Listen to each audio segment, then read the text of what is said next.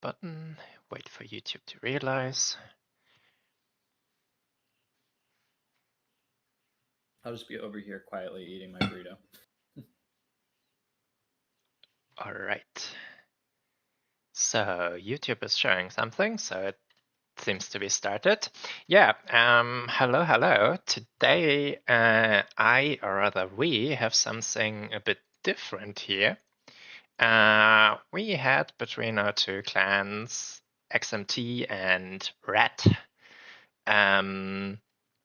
a clan war organized over the last week and gathered a lot of replays from that, which we today want to show and cast and comment on them and totally do a both side biased commentary on them because that should even out, right? Right? That's how that works.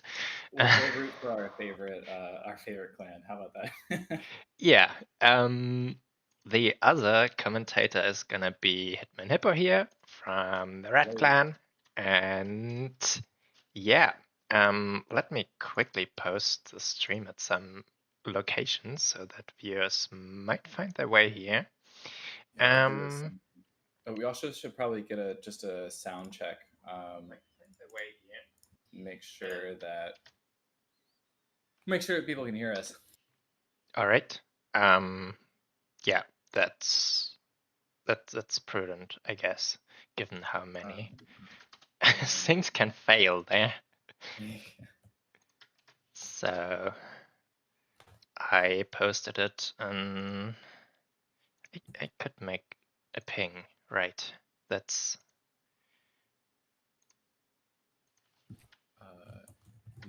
add here. All right. Cool. Well, I like the overlay. It's very nice. All right. Yeah, it looks super professional, right? Yeah. Right? Yeah. And also the thumbnail, credits to Bob the Builder creating that with his AI tools. All right. I love that. No, nobody can challenge XMT in the making of a meme. I think that's for sure. Yeah. So I think we should, while we comment on the armies, let the play running since we have 14 matches to be casted today. So it will take a while, so we should not waste too much time there.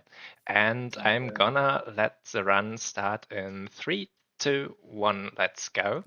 And then first comment on the Ogre army. I'm just take the initiative to start. Taco called this match almost unfair for the High Elf side, so expectations here. We have Crushers, a lot of them, 3, and a big Stone Horn, so really going all in on the massive boys, and particularly not very much shooting, only one Lead Belcher, which is usually the primary tool to deal with the High Elf spears, and also only one Knobbler Trapper. And as we're almost engaged already, comment on the High Elves. Yeah. So, yeah, we have like a pretty tall box with Phoenix Guard, a couple Eagle Claws, and then 3 Fireborn, or Dragon Princes, with one of which is a Fireborn. But I actually practiced this matchup a lot with Resto, and it's also minorly traumatic because if you had watched the tournament yesterday, I lost this to Catholic Alcoholic. So, yeah, this is a really interesting one for sure. Yep, the match on yesterday's stream was interesting. It was hard to say when it's over. Really stretched out. So yeah, the Ogres going kinda mostly all in with a Gnobler army, but not a lot of real actually strong tools backing that up. The Stonehorn here having taken a quick dip into it and then going out already again, trying to catch those Dragon Princes. other Dragon Princes absolutely annihilate Saber Tusks. Poor things. And yeah. When we were playing this, the takeaways seem to be wanting to support the the Fireborn in any fight that they took with the Phoenix Guard. So staying really compact so that anytime you wanted to take a good fight with pressures, you had to fight on halberds. Yeah, I see that here, the two Crushers having tried to engage just the Dragon Princes, but they ditch them and leaves them stuck in some Phoenix Guard and go to kill another Cyber Tusk pack here. Poor kitties. Miraculously, the Bolt Throwers are still online and taking down the Blood Belcher there in the distance. Yeah, I think beyond the Crushers, I like the amount of Crushers here. Just getting rid of the infantry will be a little tough. The Stonehorns actually do a really good job clearing out. You wouldn't think that braced halberds would struggle into Stonehorns, but Stonehorn actually does a pretty good job into them. So it's kind of this dynamic of can you keep the Stonehorn alive long enough and kill off the cav? Yeah, that's usually a somewhat interesting dynamic, as those things like anti-large and anti-cavalry and such things usually start to break down with the really big beasts, as they don't really follow those rules anymore. And even strong anti-infantry beasts suddenly are good against something like Minotaurs or whatever in this size class. I find it super hard to make a judgment on how the state of the match currently is. Yeah, I was just about to say the same thing, that this is very ambiguous. We still have like most of the big heavy hitting cav on the field. And I'm guessing another Troll Guts will come out to one of the Crushers. And yeah, probably have plenty of healing for the... We have Regrowth? Just Earthblood and Flesh to Stone. Yep, the Ogre, Lord, and Caster here just staying away from every battle and only healing with the Troll Guts was the only spell he brought. Maybe going in for it in the very late game. This is pretty bad for the Ogres. I think the Stonehorn is just a really important tool for clearing out like the Phoenix. We have 3 basically full health units of Phoenix Guard. Yeah, that's kind of the point where you want those lead belchers. And that's also what the commentary of yesterday's Domination match. In the late game, you just didn't have any tools anymore to kill those 2 Phoenix Guards that Catholic slapped onto the point. And this here looks very similar. Now, 3 Phoenix Guard fortifying this small victory point. By the way, on how many... Neither player also captured that earlier. I wonder how important it would have been. Probably not that important in the end of this. Like, I feel like this box could probably outlive most of the tools. I'm actually not sure if that is in the original the same way or an influence due to the mod we use here to spectate. Because I think it might also add that if the point is contested, it no longer captures. But I hope it doesn't. As that would be actually falsifying the game. But I guess in that case, we'll just have to deal with that if that's an issue. Yeah, I feel like with this timer of 750 most in some way or the other, and with army losses, and we have here some nice grab of Imrek getting trapped by the Sky Striders, and he is actually on a horse, so he is large. He's also an anti-large duelist, but alone against the Sky Striders, he's a bit out of his weight class. And with this, there's really only the 3 Phoenix Guard and this weirdly routed Bolt Thrower crew in the distance left for the High Elves, but I'm gonna make a prediction here that if the Stonehorn rallies, but I mean it doesn't really look like it will, then this game will be lost for the High Elves. But if it doesn't, I'm kind of thinking that maybe that they just will struggle to get through all of these Phoenix Guard, like you said. There's just the chip tools aren't going to be enough. -4 leadership, yeah, it might rally, but it will take also a long while to get back to this point, and I don't know if there's the Winds of Magic for the Slaughtermaster. It's getting 7 minutes in. That's the point where it could start running out, right? Balance power is shifted in High Elves' favor. Yeah. Two sets of Dragon Princes left, and probably really fat Earth Bloods. And the Stonehorn makes no sign of actually rallying, and if some of the other units here out, it will probably get the additional friends routing penalty, so unlikely to return, I would say. And the Slaughter Master now having engaged himself after staying out of battle for so long. Nice brace here on the Phoenix Guard, just before the Sky Striders impacted them. Sky Striders have overcharge. It doesn't look like they do. So maybe yesterday I thought that they had the overcharge where they can basically charge into something braced, but it seems like they actually don't have that ability. Okay, chat is saying that I need to turn up your voice somehow. Oh, I can turn it up on my end. Here, let's see. Is that louder? Can you hear me? It should be louder. It sounds louder to me. If Bob in chat could confirm it.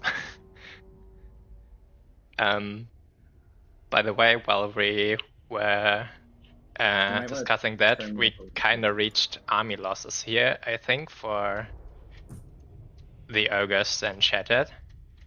Probably when the Lord routed or something. I'm not sure how I could separately make you louder. Wait, maybe I can. Wait, here's a call. I can. I can. Okay. Yeah. I don't want to turn up my mic all of the way just in case there's like clipping issues. Yeah, I made it in as a Discord call. Usually I have a lot of people sound boosted because, yeah, now it's plus 50%, and I hope that's enough. Okay, maybe Bob, you can let us know when it goes through. You can, but score 1 for the Rat Clan. Yeah, look at that. Really came down to nothing be able to kill the Phoenix Guard in the end, and this single lead badger that tried to stay out of combat for a long time, but got harassed by the bolt throwers, and I think in the end some remnants of Dragon Princes caught onto it, and thus the only tool to actually kill the Phoenix Guard was gone. Yeah. And I think it's the Fireborn is got insane value. I think it's funny that how much that change impacted the High Elf roster. Like just that one unit getting AP like changed the game. Oh yeah, yesterday had against Catholic also. I played Beastman and had also a 3k value Dragon Princess against me, as they just killed all of my Centigors one by one, and I couldn't really get them down, and some Minotaurs. Yeah, really good match. What would you like to do next? The next one I have titled Domination 1 somewhere here, and is also High Elves, but for our side this time. Rider of Reaver's Mark versus Space Pope. Okay, let's see. Yes, I have that. Okay, I'm loading into it now. Yep, same. Demons of Chaos, after my own heart. I was I played Demons of Chaos like in every single series that I played yesterday. they feel like really like in a good place right now in terms of their relative strength.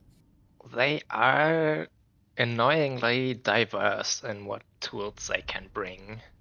Yeah. Contrary to Warriors of Chaos, which just have different color schemes for their Chaos Warriors, they actually get different unit types, like Bloodletters and Horrors are not just repainted demons, but a bit different. Okay, I'm paused at 6 seconds. Okay. That seems to be my approximate Reaction time. Okay, Yeah. then I'm also there, and we can start in 3, 2, 1. Let's go. Cool. So, this time you start on the demons. Yeah. So we have a red build with bloodletters, some pinks, the Arrovar Nurgling, Karanak, and more Nurglings hiding in the bushes with Pavane, just Pavane, the Exalted Keeper, and Seductive Glory. So for the pure rampage set. And yeah, I suspect this will come in handy since we have 4 of those Reaver Archers. And I suspect if they get hit by a rampage, they're just dead. Yeah. Though the Keeper is kinda susceptible to arrow fire, so might need to be careful to not get too close. Then we have 2 handmaidens on I think it's horses. already too slow. I think we're gonna get the first rampage out already. But the oh no, not yet.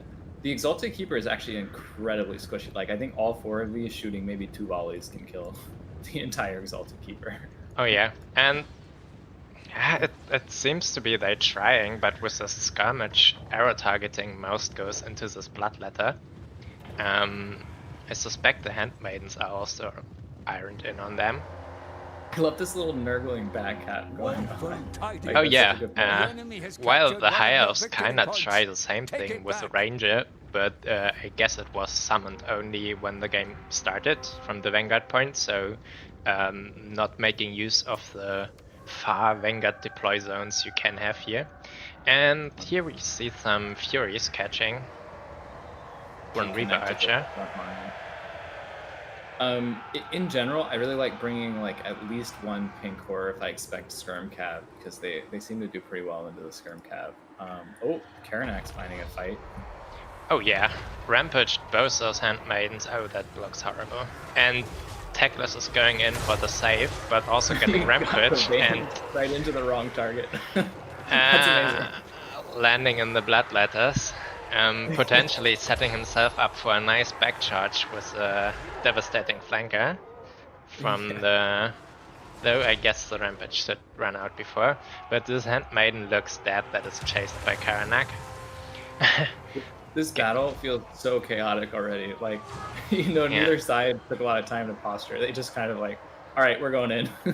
Yeah, I feel like there isn't many tools against 3 units of Furies that are currently on the prowl here, and the High Elf player has to resort to trying to encircle and charge them with the bow variant of the Reaver Archers, which is still somewhere a cav, a light cav, but not nearly as efficient as if he had like Silver Helms or Dragon Princess or just real Reavers. There goes the other handmaiden. Teclis is still on the ground with the thing. With the thing. Oh, he's back in the air now. Okay. Yeah. I have to admit, this match has not gone at all how I expected. And also, check out the Nurglings in the back, like trading up or trading. Yeah, I guess trading up into Rangers so far. Oh my. Yeah, oh, I find the dragon. Nurglings they surprisingly tanky against things that charge things. Or try to shoot them. The high elves look completely overrun. That Yeah. happens so quickly. A dragon. I don't know if I can agree with the dragon here. I guess it's a good tool against bloodletters in general, but with Terra being not efficient at all against demons. Oh, the keeper might die here. They die. They go so quick. Like basically 1/4 HP will kill a keeper. And Techless really making a stand there, holding on surprisingly long against those two very strong duelist characters. Demons are totally another faction, so like this back Nurgling will totally die if the keeper goes down.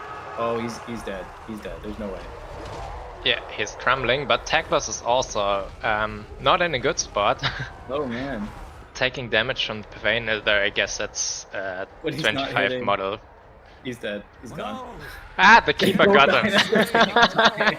Oh my god, that's amazing. Wow, that's fantastic.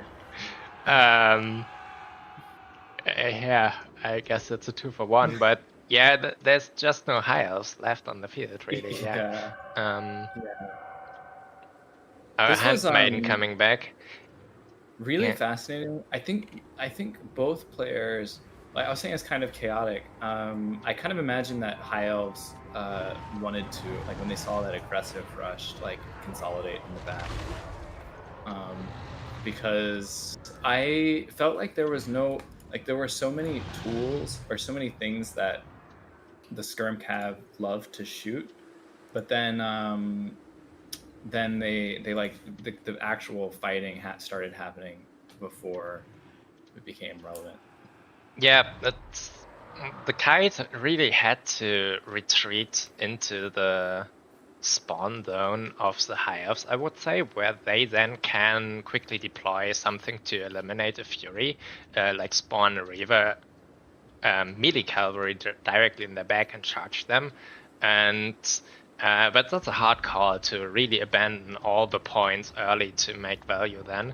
But if you start with essentially 6 skirmish units, if you include the Handmaidens, you're kinda bound to have to do that. But even then, the rampages might have just, cracked that up. I am going to go get water. We could probably fast forward to the end of this game. Yeah, I would say so. I see no way here how the high elf player could maybe exact some righteous vengeance on Karanak or something before the end of the game, but that's about it. I totally do that in games where I'm like, everything else is going wrong, but at least I'm going to kill this one specific character. Yeah. All right, I'll be right back. I'm not sure if the dragon comes back. Nice.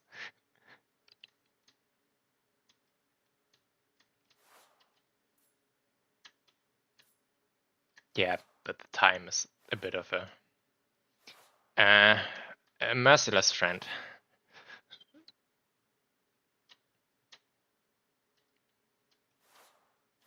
You have been bested. Damn, that's 2 up on for the rats. For the rats. Yeah, often I think maybe looking at the list, I feel like in general we are still the underdogs in this clan war. But maybe true, maybe not true, but I'm glad to get on the board early. Yeah, I'm not gonna we had to move quite a bit of our Conquest players into Domination. So this might have been one of those cases. Like those kite builds might work in Land Battle or Conquest, where you can backpedal a lot and don't really lose on something. But those were 2 dragons in the reserves. Oh yeah. There's the importance of infantry that you can't completely abandon in Domination. Yeah, there was just 1 ranger and 3 measly spearmen, and that's just not enough infantry support to get a game. Yeah, for sure. Harrison, is my mic still quiet, or was it just when I was actually far away from the mic when I said for the rats? But does it still sound quiet? Also, did you want to do the FFA next? One of the FFAs? Sure. Then let's grab the one with involved Olaf the Moose and Keklord. Yeah, I'm trying to find it. I don't see all 4 participants because why would it show you? I have 2v2. Let me double check. I've marked it that I had it, which means I probably downloaded it. Okay. No, that's not it either. It involves a Malachus and double Medusas and Sartorial. Let me just double check. I think I would have been sent it by maybe Yeshkaf. There's the solo one. Let's see. Otherwise, I can quickly send it over to you. Yeah, can you send it to me? I might not have actually. Might have gotten that one. FFA 1 there. So you also get the glorious XMT perspective on it. Yeah. Yeah, I'm loading in. Let me know when it's ready for you. Yeah, you can talk about the builds while I move it into my replay folder. All right. So we haven't had any rules set up for the FFA, so the players were allowed to scheme together to defeat the other clan side and conspire, where in a true free-for-all that of course wouldn't happen. Never. You would never make alliances and defeat the dwarf player first. Well, we might have told our FFA people different sets of rules, but we'll see how they go. Did you? I think in this one they were planning on teaming up, but maybe in the other one they were not as much thinking about that. I captured a glimpse of some really ingenious teaming. I spoken in the chat. I wonder if I can catch it in the live game. So we have here for XMT Hadris on the rats and Olaf the Moose on the Druchi. And for the rat side, Yeshkav on Beastman and Keklord on the Warriors of Chaos. And let's start with the Druchi. We have good old Malachus, some spell resistance, Power of Darkness, and Soul Stealer, the classic stuff.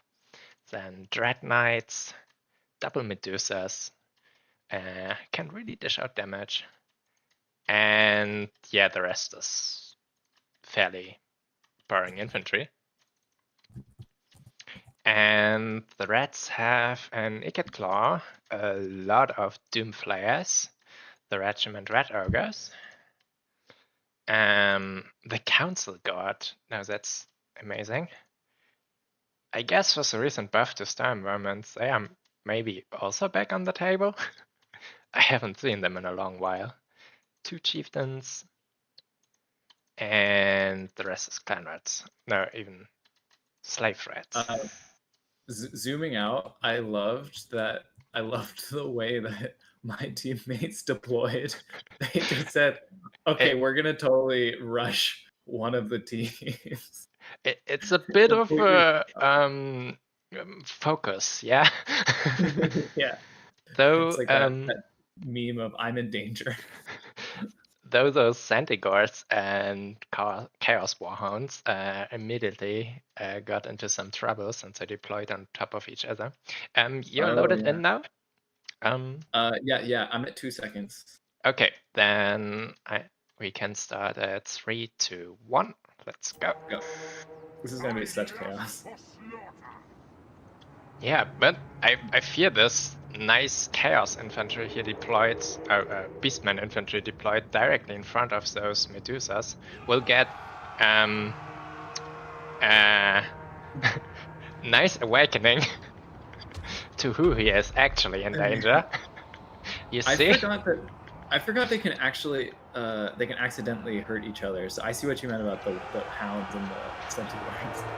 Yeah, was a bit of a retreat there, and the retreat to a more defensible position and let the rats fall into the back of the Beastman.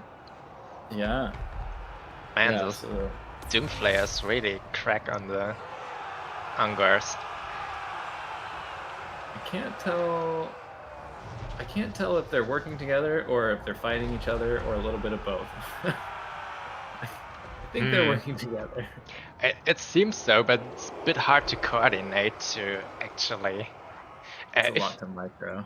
I'm currently not sure. If you play that, do you see all the other players with just red icons and your own on green? Or do you see the same colors that we are currently seeing? Ooh, final trans. Oh no, it's a Flensing Ruin. Oh yeah. I think there was somewhere the plan to cast the Flensing Ruin and Malakas and then let it carry it into the biggest blob on the game. If you cast it on an enemy, they can run out of it since it's fixed onto a unit. So you guys are definitely off to a pretty early lead. I think that Sartorial already has the final trans, but I'm surprised he's not casting it on this blob here. Or maybe he just doesn't have the wand for the overcasted because they rushed. Yeah, we are like 2 minutes in, so that's 120 seconds, 12 wins, so he might just be approaching it if he had... Oh no, he has Arcane Conrad, so he should have it. So this feels almost over already. Maybe it's a little too early to call, but the Dark Elf player, I guess Olaf managed to hunker down. There's the final trans. Going on to the Medusa. Maybe the rush actually kind of hurt them in the end because the final trans came at the wrong time. Like it was a little too late to really punish that big blob. Yeah, and also, as you can see, there's almost nothing left of the Beastman, where the Chaos still have their more durable and important tools still left there. But the Beastman then really were in the front between the Dark Elves and the Rats in their back, which I guess is rather treacherous space to be. Is it another final trans? No, Soul Stealer. Yeah, Soul Stealer probably... Well, the thing about giving damage on Malekith, like, do you actually want to do that? Because, like, that's more... Like, even if he takes a lot of damage but heals to full, that's still points for your opponent. Yeah, but... I mean, if you want to heal him, or if you want to damage him, which one? Because healing is the one that makes him a nice value, a nice value bounty. You can kill him twice and farm the value twice, since the victory condition of free for all is getting the damage value in, and not only being the last survivor. I don't even know what to comment on here. So I think the question now is who's going to win between Hadries and Olaf? Yeah, I think it's not possible to make up for those value gaps anymore. So it's definitely an XMT win. They seem reluctant to now start fighting each other, but yeah. It's like, what do we have left? I think I liked their strategy of the surround I think it just in the end it turned out that it was like the tools they had were not enough for the army that the Dark Elf brought, because they, you know, like they have most of their funds tied up in 2 Medusas and Malekith, and so you, with like the things that they brought, they want infantry to kill, and there wasn't really much infantry. Yeah, I think if the rush had have really worked and they, for example, managed to involve those 2 Medusas very early in combat, so that they can't get value, which is value for the opposing team, of course. This might have been good, but the rush kind of took a while, so that the Dark Elves from their initial positioning somewhere here could form this nice defensive position and wait for their red allies to come into the backs. So there was some repositioning early, which was valuable time, I guess, that was lost. Those Medusas hunting the Beastman chicken in the sky. I think one other thing too about the rush was that the a lot of the DPS elements for both like for Warriors of Chaos were pretty far away, because they were the Doom Knights, the Cockatrice. I didn't see what exactly else, but so those things like took a while to get to that. By the time they got there, I think the scaling was already kind of collapsing. Yeah, the split between the Vanguard units and the well, regular, you mean, right? Mm-hmm. Yeah. Yeah, for sure.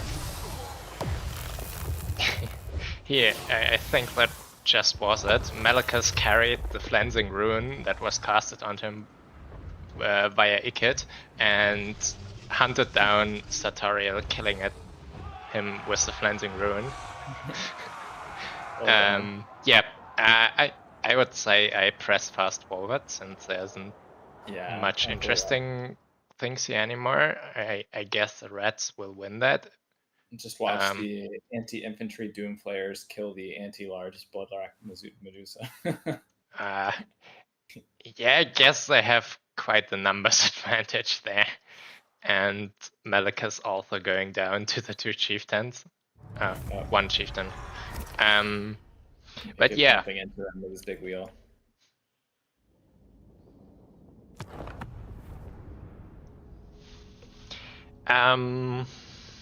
So, as usual for free for all, a lot of the big value things were on the casters with their spells into blobbed up units. Oh, those Dread Knights also did amazing. Can I show that right here? Look at that, I can't click on Olaf's or something. Oh, it's because that's the fixed one. Okay. Yeah, it get with almost 6k value with just the Flensing Ruins. Yeah. And his little hamster wheel. Was he on the hamster wheel or on the Doomflayer? Yeah, I didn't look too close. Yeah. So much to see there. Council Guard was glorious, 238 value. I guess not. Congrats to XMT for getting on the board. Yeah. It's no longer a clean sweep, huh? I'm gonna eat those words by the end of this. I have no clue how the final score is, so I'm gonna be surprised at some point along this stream. So what's next? We wanted to go after the multiplayer again into and after the 2v2 into Conquest. So the one between Stormrunner and Kaklord, Dark Elves versus Skaven. Let's see. I just saw that one. Okay, I have it. By the way, just remind everyone who's watching the stream to smash that like button. You were really trying to sell out your your finals game for some memes. Yeah, you noticed that, right? and then immediately I like play the worst in the entire series the following game in Grand Cathay. Turin was like, "Is he asleep?" Because I had just been complaining right before that I was really tired.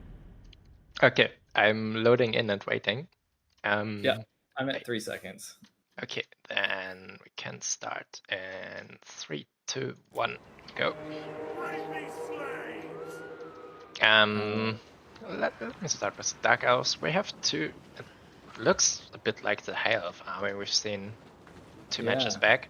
2 Bolt Throwers, a Crows of Cain, a Master, and who is that? Look here. Okay, against the Rats, understandable with his leadership debuff aura.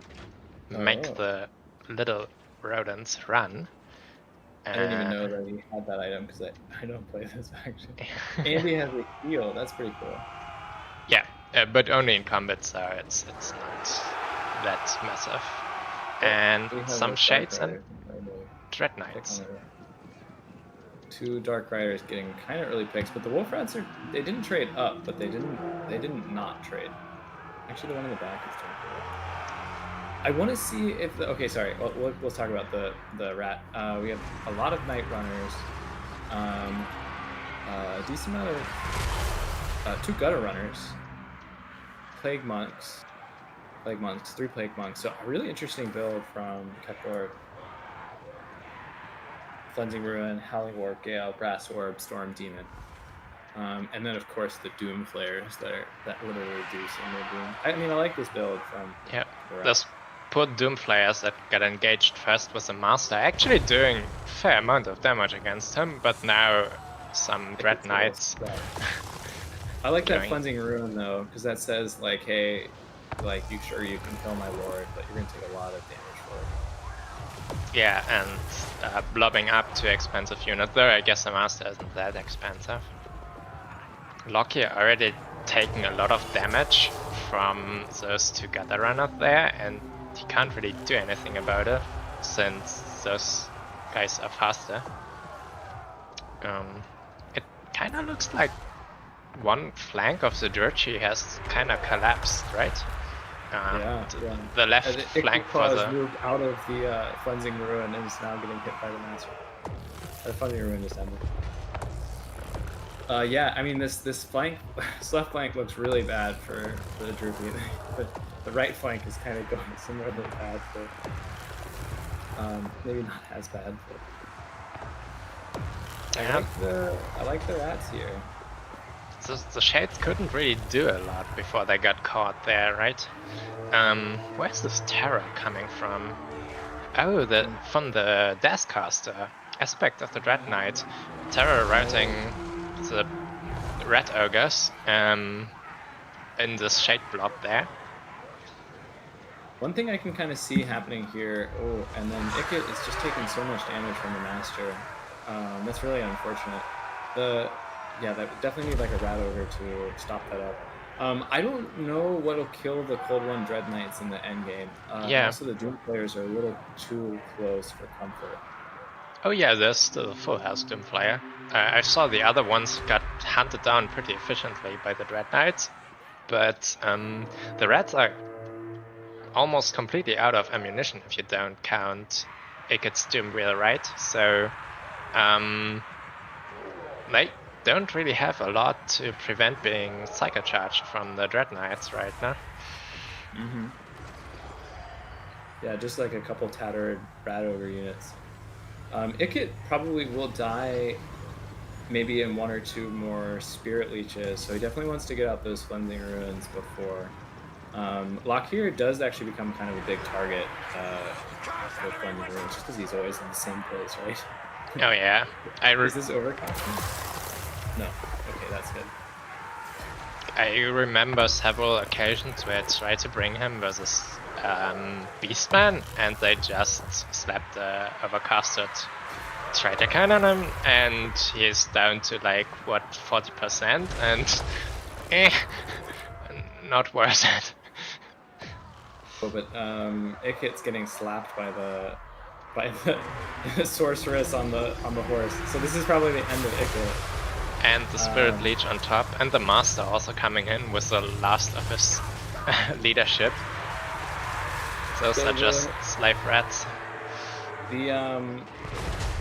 As the balance of power says, it's strongly in favor of the Dark Elves.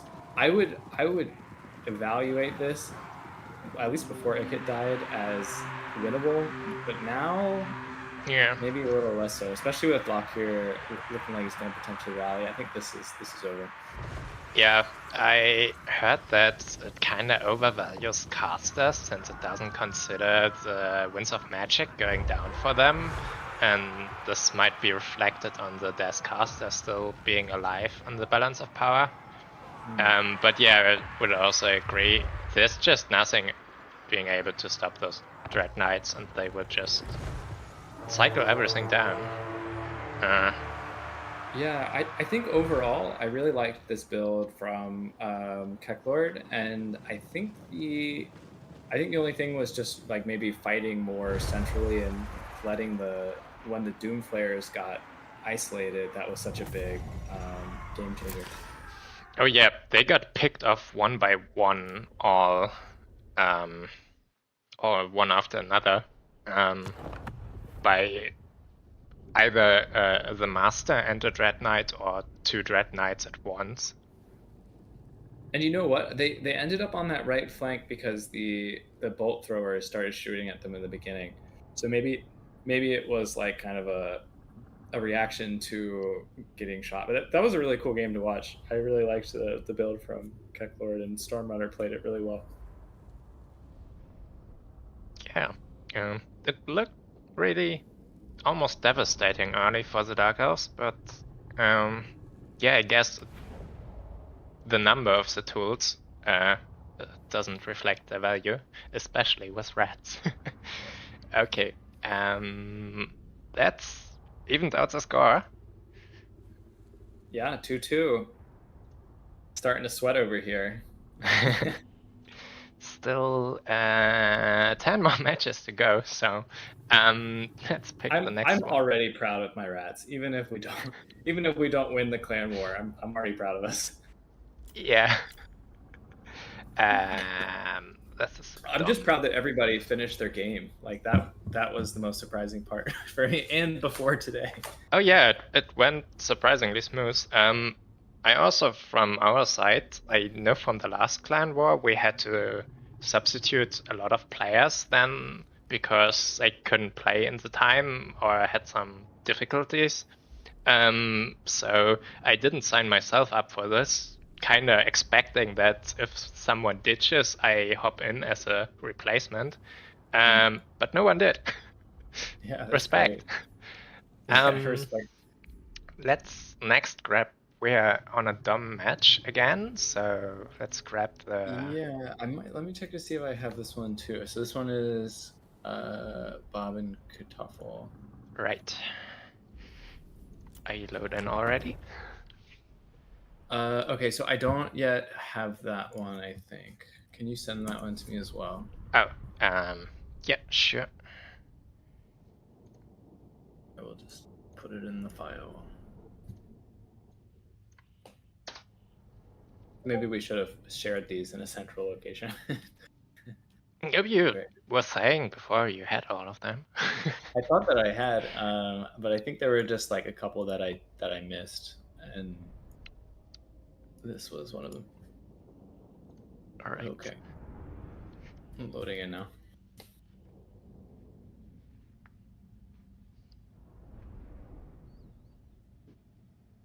FPod, I like that somebody called FPod out for terrorizing noobs with Dread Saurian blobs. I definitely occasionally do the same thing where I just like go into a quick battle and then I pick all of the biggest monsters. Yeah, whenever I go into a quick battle, someone locks their army a minute into the build phase, and then they probably don't even enforce that and reset the timer sometimes, but I feel so stressed by that. I don't like it.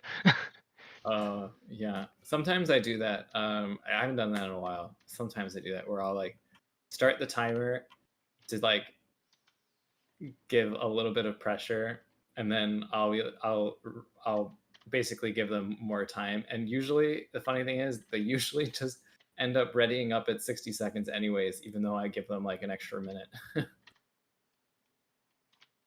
Yep. Anyways, You're loaded in. I accidentally went to 30 seconds. So Oh. Okay, then I start running and tell you when I'm at 30 seconds. Do you want to start with the Blizzard side? Yeah, sure. Yeah, so Slan Priest with Fire. So Burning Head, Fireball. So Burning Head's always really great to rats. Banishment, Shield of the Old Ones, Blood Statue of Spite. So pretty much the kit. A Chameleon Skin. Actually, now it's 30 seconds. Sorry for interrupting, but yeah. Letting run. A lot of Spears, and Salamander Hunting Pack, and 3 Chameleon Skins. Nice. Going for some sneaky flanking here. Going to ambush those poor scabby dogs. I often do that to just have some scabby dog either as the first thing I summon or in the opening army to grab the points, because as you can see with Coast, it takes so long to get there. And Bob's army here is really heavy on gunpowder, going with 2 deck gunners, blunderbuss unit, probably to discourage any flying things to try to land on those deck gunners. As the flying things appear. Yeah, and then on top of that, 3 normal handguns. Silustra here with probably Tide Call and the Promethean summon. Yep, and of course the Night summon, which might actually be already a good call here to get those 2 chameleons from the field. But also simply just throwing Tide Calls in is nice value. Chameleons are fairly expensive. It also needs to be careful with these pterodons about to come into range of the guns. Yeah, the cannons targeting them. And man, look at those die. A lot of damage. I mean, Pterodon. The Chameleon Skink could just charge a zombie pirate and then win in melee. The 250 deckhands, probably, yeah. Promethean summon feels a little overeager. But look how good the pencil formation is working. I wonder if in that case you just force path past them. Pencil formation? Where? The deckhands. Ah, you mean to get better shooting angles for the handgunners and behind, because in this pencil then this unit wraps around like this, and then you can actually shoot them in the back, and it's not the whole line blocked as if you would have 2 lines in parallel standing next to each other. On the other side, 2 gunnery mob, the pistol ones with firewats moving, called out to screen out those chameleon skanks. It's kind of probably just punching them, like, charging into melee with the chameleon skanks. It's like a strange choice, but it probably would have worked. Okay, the feral cold ones started rampaging right when the Prometheans disappeared, and then they decided, okay, what else can I attack? Yeah. Let's just charge that.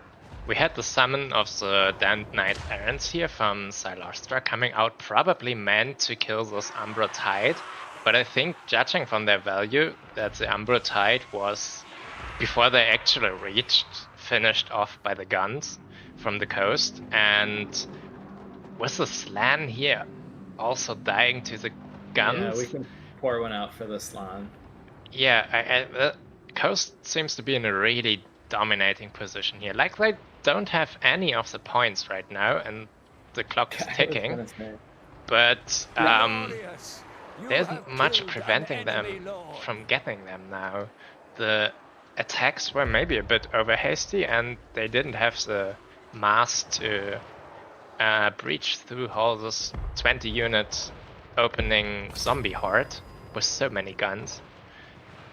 I kind of think that in this matchup, you probably need some skinks. You probably need more like either the javelin skinks or the regular skinks, just because even though Saurus will probably very nicely trade up into the zombies, I think you just need the bodies to compromise the position. I knew it. Yeah, Unending right. glory There, is yours. I'm reaching the end. And yeah, I agreed that it was really early from a timer perspective, but the fight was really kind of over. The starting army, except the chameleons, was almost fully cleared.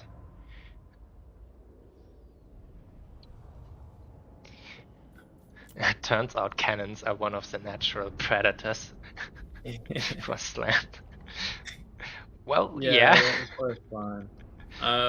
Yeah, I think in general, when there are factions like this, I think you have to force them to come into the points. It maybe wasn't the easiest with the deck gunners being on the field because there's some like long range poke, but maybe with the chameleon skinks you could sort of force them more and more forward, just so that you don't have to go as far to flank, and then just really like trying to execute all of those flanking units at the same time. You don't really have to do a kite as long as you control the points. You kind of naturally force the other side to advance. But with the amount of units that the Coast had on the field, they were kind of perfectly happy with just going step by step slowly forward until they can sit in a tight formation on the middle point and then branch out from there, while zone controlling everything with the long range guns. So yeah, I guess waiting for those 5 skinks that I see here in the reinforcement pool before actually launching the assault would have been a good choice. Yeah, I think it's so funny that like yesterday, I think I rediscovered the idea of a kite buildup, where it's like you control the points and you're building up. It's like you're kind of like a win-win if you think that build-up makes sense. This maybe was a good matchup for a tactic like that, where you hold the points until you get just bodies out to overwhelm the shooters.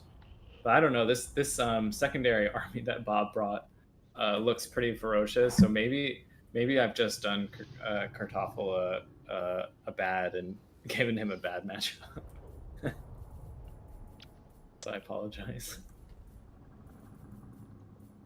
All right, where are we in our rotation? I think it's another 2v2 time, right? So yeah, either Dom or 2v2. Yeah, let's grab. Wait, no, we just did Dom, right? Yeah. Yeah, let's grab actually the 2v2 Dom, the first one I have here, between well, it's a bit the same faction. Well, it's one same faction. Bob and Solo Spaghetto against Leechlord, and who's the other guy? I think I can't pronounce that name. Yours truly. Dear reader. Yeah, this one was fun. Actually, also inspired me for the season finals yesterday, and I won't talk too much about it yet, but yeah, it's just a really interesting set of factions. And going into this, I wasn't sure if I gotta remember to stop the timer when it starts. Going into this, I wasn't sure that like what this matchup would actually look like in practice, like if it was favored for one side or the other. So it was really interesting, like seeing how it went down. Okay, I'm paused. Yeah, 95% loading in. Guess I can talk about the armies real quick. So for the side of Slaaneshi Bretonnians, we have Lewin with his Lion Shield and Sword of Corone.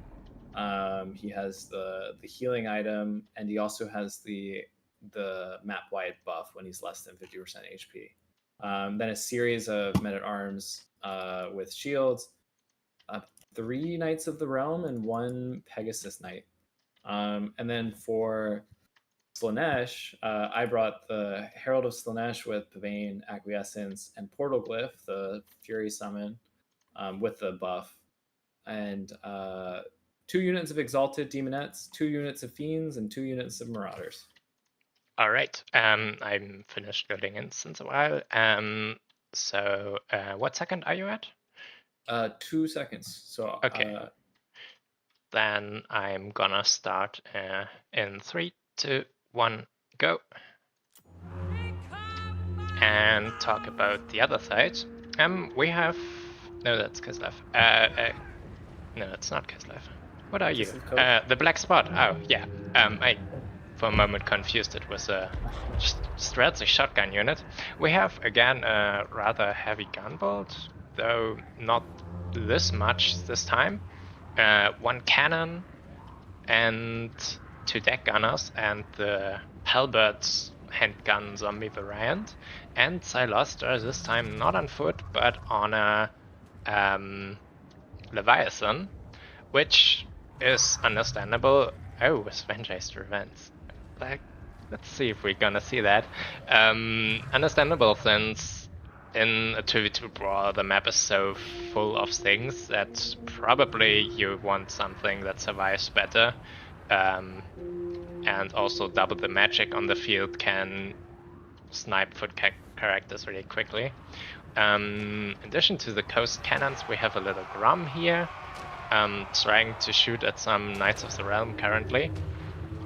And 3 Ice Guards with Glaives and the Akshina Ambushers with a net. A very tall Kislev build here, really. Ulrika McDover as the caster with purely Malkos, and her bow improvement skills with the blinded. Pretty nasty effect. We're seeing here that trying to snipe Luan Kar with deck gunners, which I would often say is a mistake. Either your damage is wasted into him because he heals up passively, or you trigger this beloved Son of Britannia, which is a huge punishment. Yeah, for sure. Yeah, I mean, at some point, Leechlord was saying that he like basically wanted to get Lewin some damage just for the buff. Yeah, currently it looks like some careful testing with small cavalry charges here and there and a bit of skirmishing, but not really being able to go into the box or the lines formation that the 2 XMT players have set up here, but also not controlling the points. So there were, by the way, on the other side, there was a overextension of Akashina. So we knew that one of the units could be frozen, but not all of them. So we started charging here on the right side. Tasted blood, or saw blood. Tasted blood in the water. That's the expression. Pavane from Slaanesh here. Getting another Ice Guard into the brawl. With the Halberds, probably still not a good match against Fiends. They are so strong currently. And definitely not against Men-at-Arms. So yeah, and with this overextension as a trigger, I guess you started then the assault on all fronts. So Ulrika didn't bring Pit of Shade, so it was hard to punish that giant blob that we just did. I'm not sure that we knew that in the game. But the 2 Ice Guard units there now are fighting Exalted Demonettes and Fiends, and then they have Chaos Furies. And then the other one is fighting Fiends and Men-at-Arms. Like, theoretically, they should do fine into those units, but the combination of and so we've I guess we've ignored the 0.3 now, or we've just sort of thrown some trash there, minus the Exalted Demonette, but then the higher hitting things have rotated. Yeah, and One of your units has been a destroyed. successful deep penetration here by Knight of the Realm and 2 Furies, taking out at least one deck gunner completely, damaging the Shade Razors. So, though I guess they could be healed, but Silostra has no healing. And Ulrika is in danger. The Herald is smacking her along with Exalted Conquest. It's not a combination that you want to. Oh yeah. They've lost quite some heroes to the Bringers of the Garments when they still had their Rampage. But the damage on the Exalted Demonettes is definitely comparable. Though this one here that tried to get into the lines really got the bullety end of the Shade Races. Yeah, and they're doing so much damage with their magic projectiles. That was insane. They also had the Sweet Sorrow. I don't know if you noticed that, so they flew across. But it was still just like, they still took so much damage, even though they were there for like exactly one volley. Good focus fire from Bob. Yeah, but he really, after this initial posturing, really noticed that the only real... I don't see a lot of Kislev cavalry, and the only really speed tools that Coast can bring are those dogs, and they aren't up to the task of intercepting demonettes. Yeah. There were a few Kislev Cav on the side, but then they met Fiends, and Fiends are just so good into Cav. I don't know what it is about the way their model works, but that's like their favorite target. I mean, I think if they take a direct charge, they don't do the best, but if they can like avoid being a head-to-head, they'll trade really well. Oh, so there's Griffin Legion now. They have the speed and maneuverability to really avoid them. Oh, did those have the wrong charge target? Because those fiends were like getting no damage from the charge. Yeah, that was strange. Ah. So they're pretty pushed back now. The shooting is still hard to get into, and these like the resummons or first time summons do actually get a lot of value, but the points end up becoming really important, right? Like even if they're able to clear out the backfield, and we do have a lot of like dangerous things in the backfield, they're gonna have a hard time pushing out. The Kislevites were really heavy on shooting, or those real hybrid units like Ice Guards, and not so much on the usually stable line armored Cossard that can push through and take a point with minimal support. And the Coast Infantry is just not really able to do that either. So reverting this position has been destroyed. Definitely no longer possible. Yeah, Bob is mentioning in the chat that that like the 10 unit cap is pretty difficult to deal with, especially for like, you know, Coast wants to get a lot of zombies out. Oh yeah. I didn't even think of this. We totally were expecting like only Coast guns and only Kislev frontline. So when we saw Kislev shooting and Coast shooting, we were pretty shocked. Yeah, but didn't really pay off so well, since then there was nothing. Both sides were also rather separated from each other. Like the Ice Guards were not mixed in the coastlines, but rather had one flank for themselves, and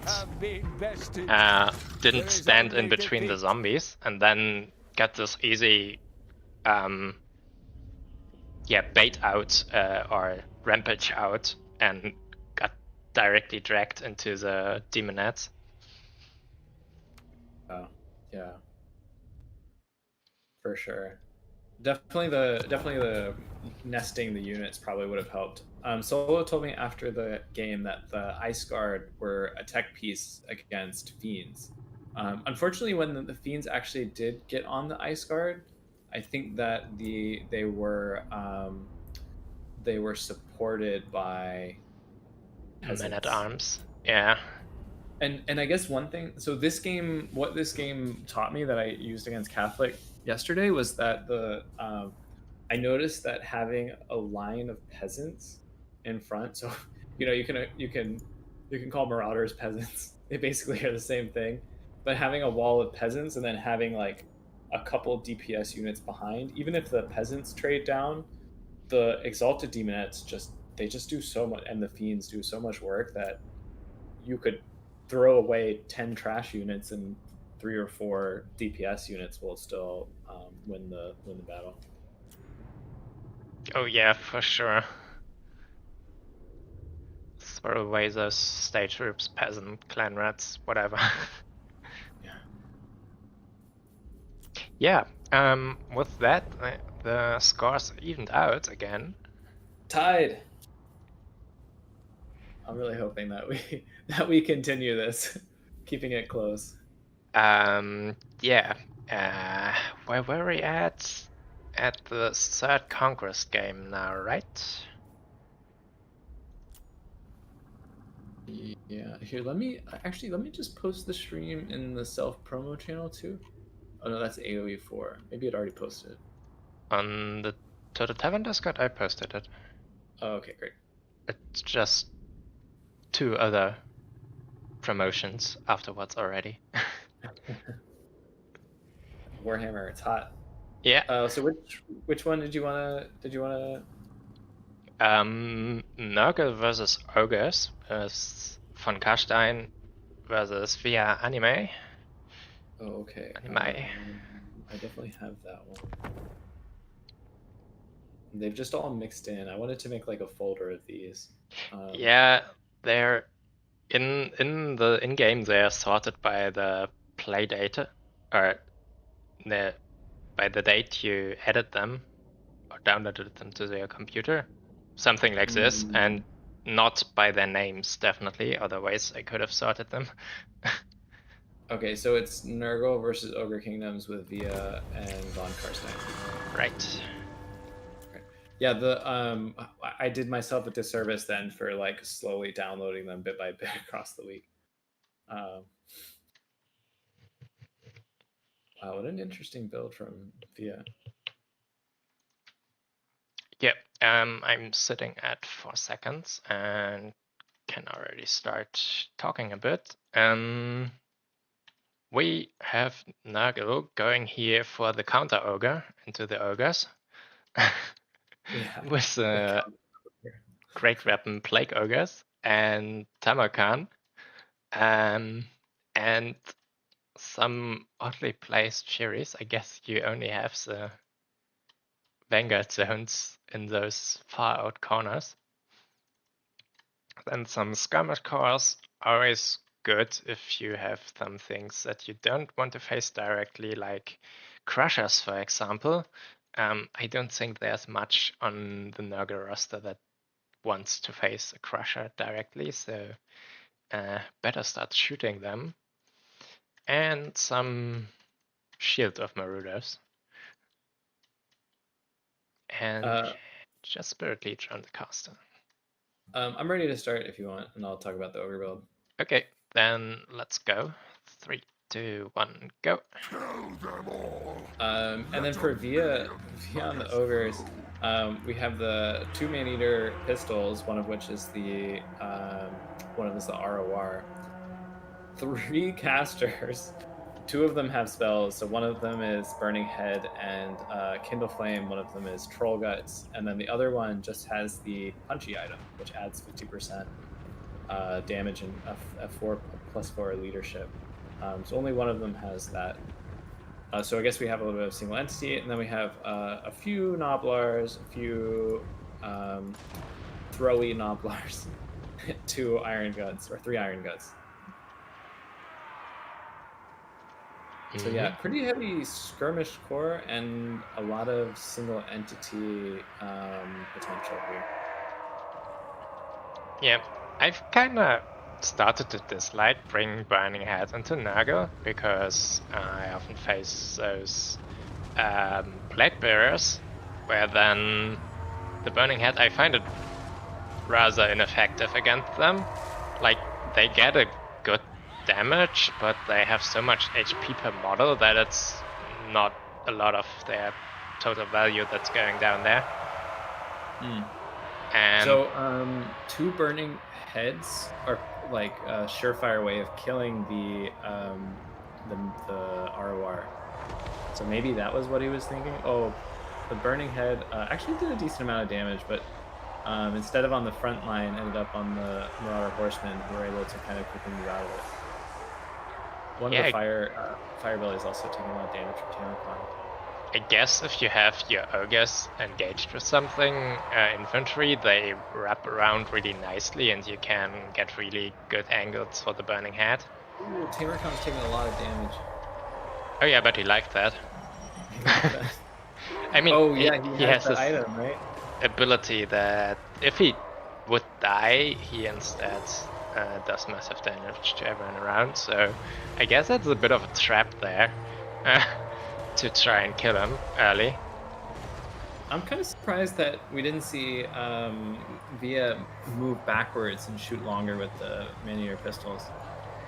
I mean, maybe it's still more of the game to go, but I probably would go all the way to the white line. In fact, even maybe to the corner, because it's not traditional land battles. It's conquest, so you can get away with a little bit of degeneracy as long as you don't take too long to get to the points. Yeah, but could you actually do that? Because those, they don't. Do they have 360 shooting? No, you'd have to kite and shoot. Yeah, and if you consider then the turn times and the time they start before shooting, you need to be quite a bit more better in the speed department than the other side. And as they don't really have more speed than the Plague Ogres here, for example, I don't think they could have really kited them. So, I guess they could have put them safer in the back behind those Gnobblers and rather sacrificing those and shooting down the opponent's Plague Ogres, which I suppose are, since they are great weapon units, are the most dangerous pieces here. Or rather those horsemen, they have also really good values, at least some of them. This is looking a little rough for the ogres. I wouldn't say this is all ogre. Let's pull a turn. I wouldn't say this is all over, but it's looking a little tough. And I think Via's invested a lot in trying to kill Tamercon, who I think is getting healed. Is that right? No, it's definitely not magic. But Tamercon seems to be perfectly happy to just be punched in the face by Iron Guts and 2 single entities.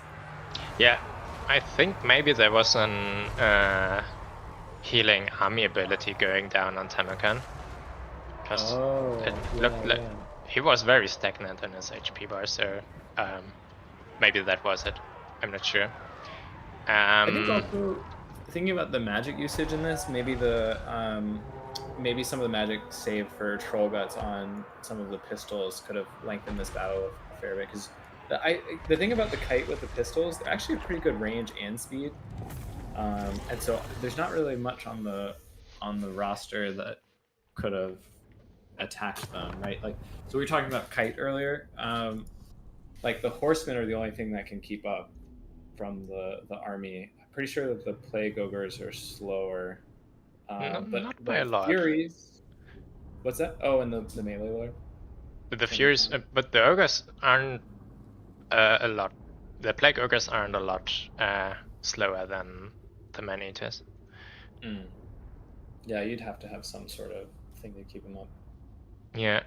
Also, I think the ogre build was really reliant on the shooting for any sort of anti-large that they had. With the Iron Guts, I think they and the Burning Head, they were really solid in the anti-infantry department. But yeah, for anything large, they kind of needed the shooting or the Gnoblers, and that kind of didn't work out since I got compromised so early, and then the Great Weapon Plague Ogres really, yeah, ruled. It's awesome seeing that unit get so much value. I feel like I've only heard that they were underwhelming, but it's great to see them actually kind of perform. Yeah, I think they're kind of a downgraded version of the Ogre's own unit of the same type, the many-tech weapons. Since they, I think, have somewhat worse stats or way more expensive or something. But I guess maybe the Nurgle roster is also stronger in supporting them with more heals and such stuff. Yeah. I think I'm looking forward to the Ogre patch. I think Iron Guts are still a little underwhelming, in my personal opinion. It'd be nice to see a little, like, I don't know if some slight buffs or just maybe, I'm very hesitant to say buffing the Ogres, just giving them some units that add a little diversity to their roster. But I do like Via bringing the Ogre pistols. Like, that's not a unit I think about that often.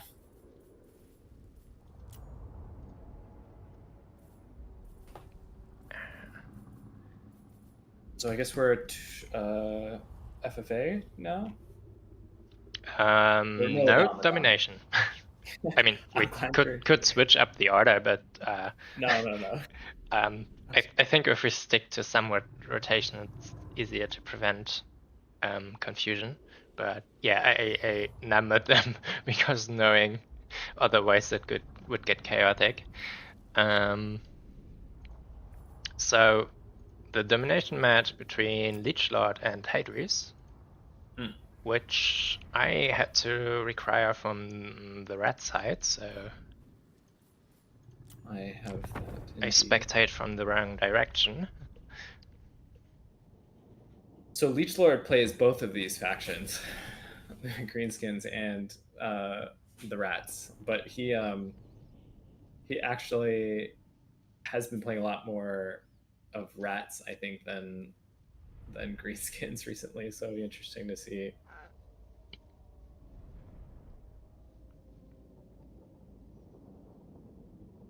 I imagine Hadri's is a more practiced land battle player. Is that though?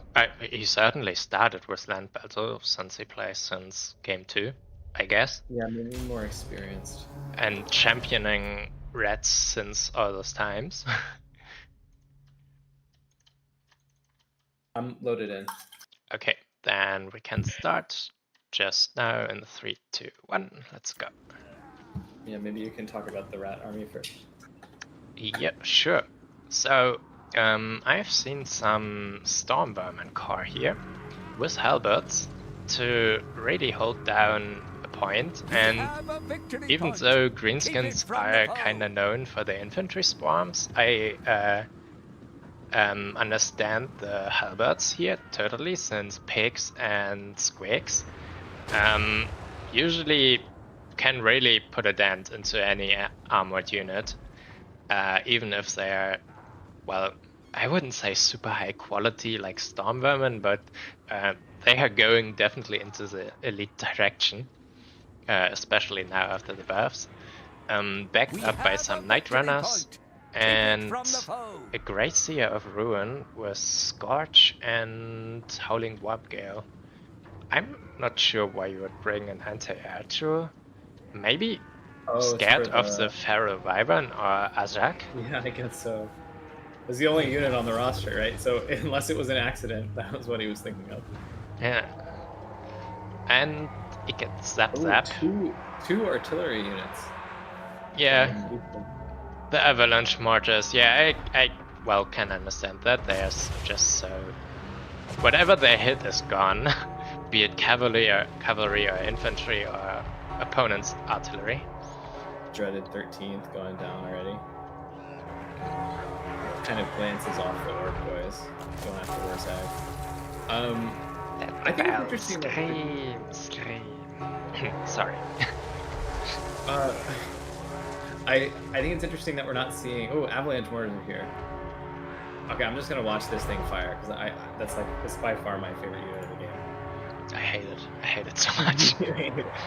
It's visually pleasing, but if you ever played me on Skaven, which is very rare, there's like a 70% chance I'm bringing the avalanche mortar just because I think it's so cool.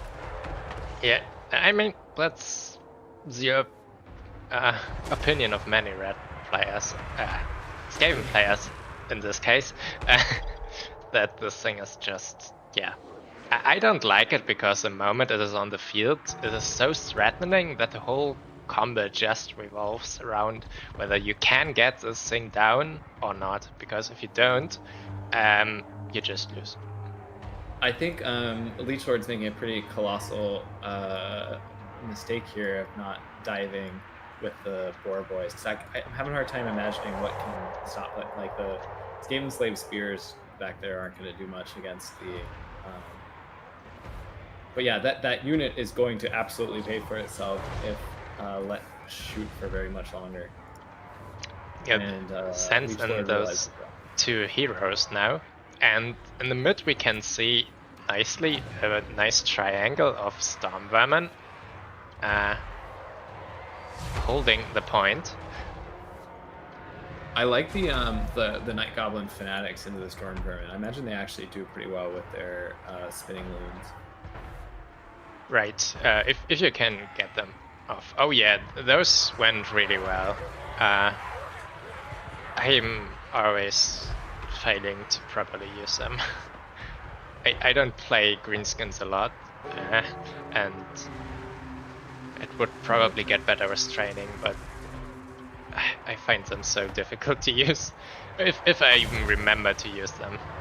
Yeah, I sometimes forget too.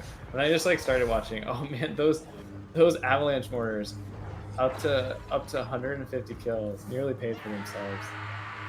Not quite, honestly, they're pretty expensive, but I mean, there's always this damage that you don't have to deal because the enemy unit is routed, and if you have such an impact damage, they kinda take 40% additionally.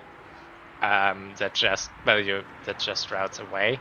So factually, they kinda have paid for themselves. Who's winning this? Because it is so chaotic. Just like fight happening on every point, the fight in the back, fight on the top. Yeah, it's really surprising. The Reds kinda don't manage to reinforce this midpoint for a really long time.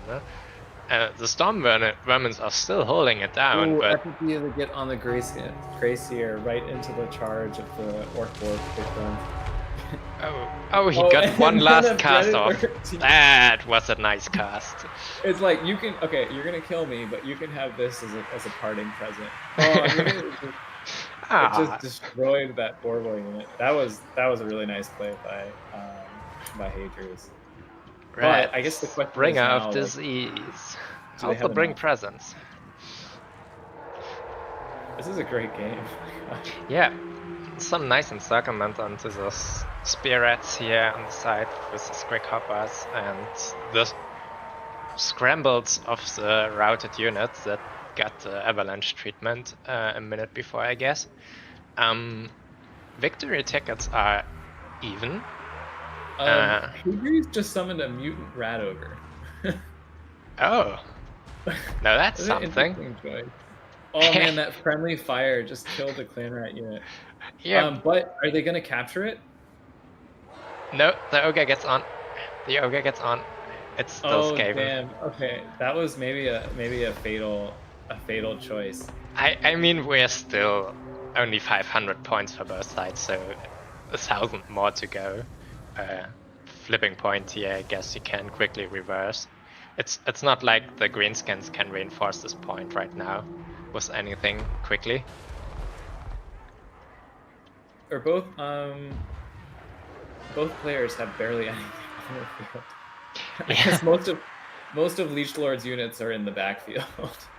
But just still trying to kill the I'm surprised to see the Slinger still online.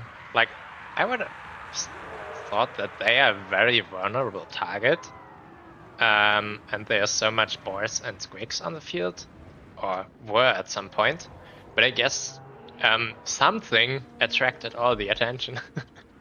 Well, there were a couple times that boar boys were on them, but I guess they actually hold up a fair bit better than Skaven slaves. And I think the thing about they probably have a similar thing to the like what makes Ungor archers, I don't remember what Ungor raiders so good is that they route quickly and then they return quickly. So even though you like route them, they can still come back with like half health in most of their models. Leech Lord here paying the micro tax. This cannon is sitting the whole game on Berserk and nothing else. And the moment he stops moving, he gets actually hit. Now those two missed. He gets hit sometimes, I guess. Look at how amazing these Doom Diver catapults are doing. They're really good at killing single entities. They're at 1600 now. Oh. Ooh, and Warzag. Okay, Leech Lord. That's brave. Go put Warzag in the back, please. That's brave. Let them stay there. Let them stay there and never return. I guess. Did the Reds have a chieftain somewhere on the field to get the power grab? Oh, good question. No, I don't think they have. They have the -10 lot death penalty. And strength in numbers, no. I'm guessing you can, with the chieftains, you can summon them from reserve and get that bonus. And then it's only 2 global leadership down, and that's not that important. Surprised that the Reds didn't completely fold once the lot died then, but I guess they kinda did by now. Yeah, they're a little out of steam. I really don't know about that mutant rat ogre summon, because in general, I think this is one of the units that Human Boy would probably say is one of the worst, units in the game. But just to bring it to at the point when, when you're at the end of the battle and you need to stabilize or something.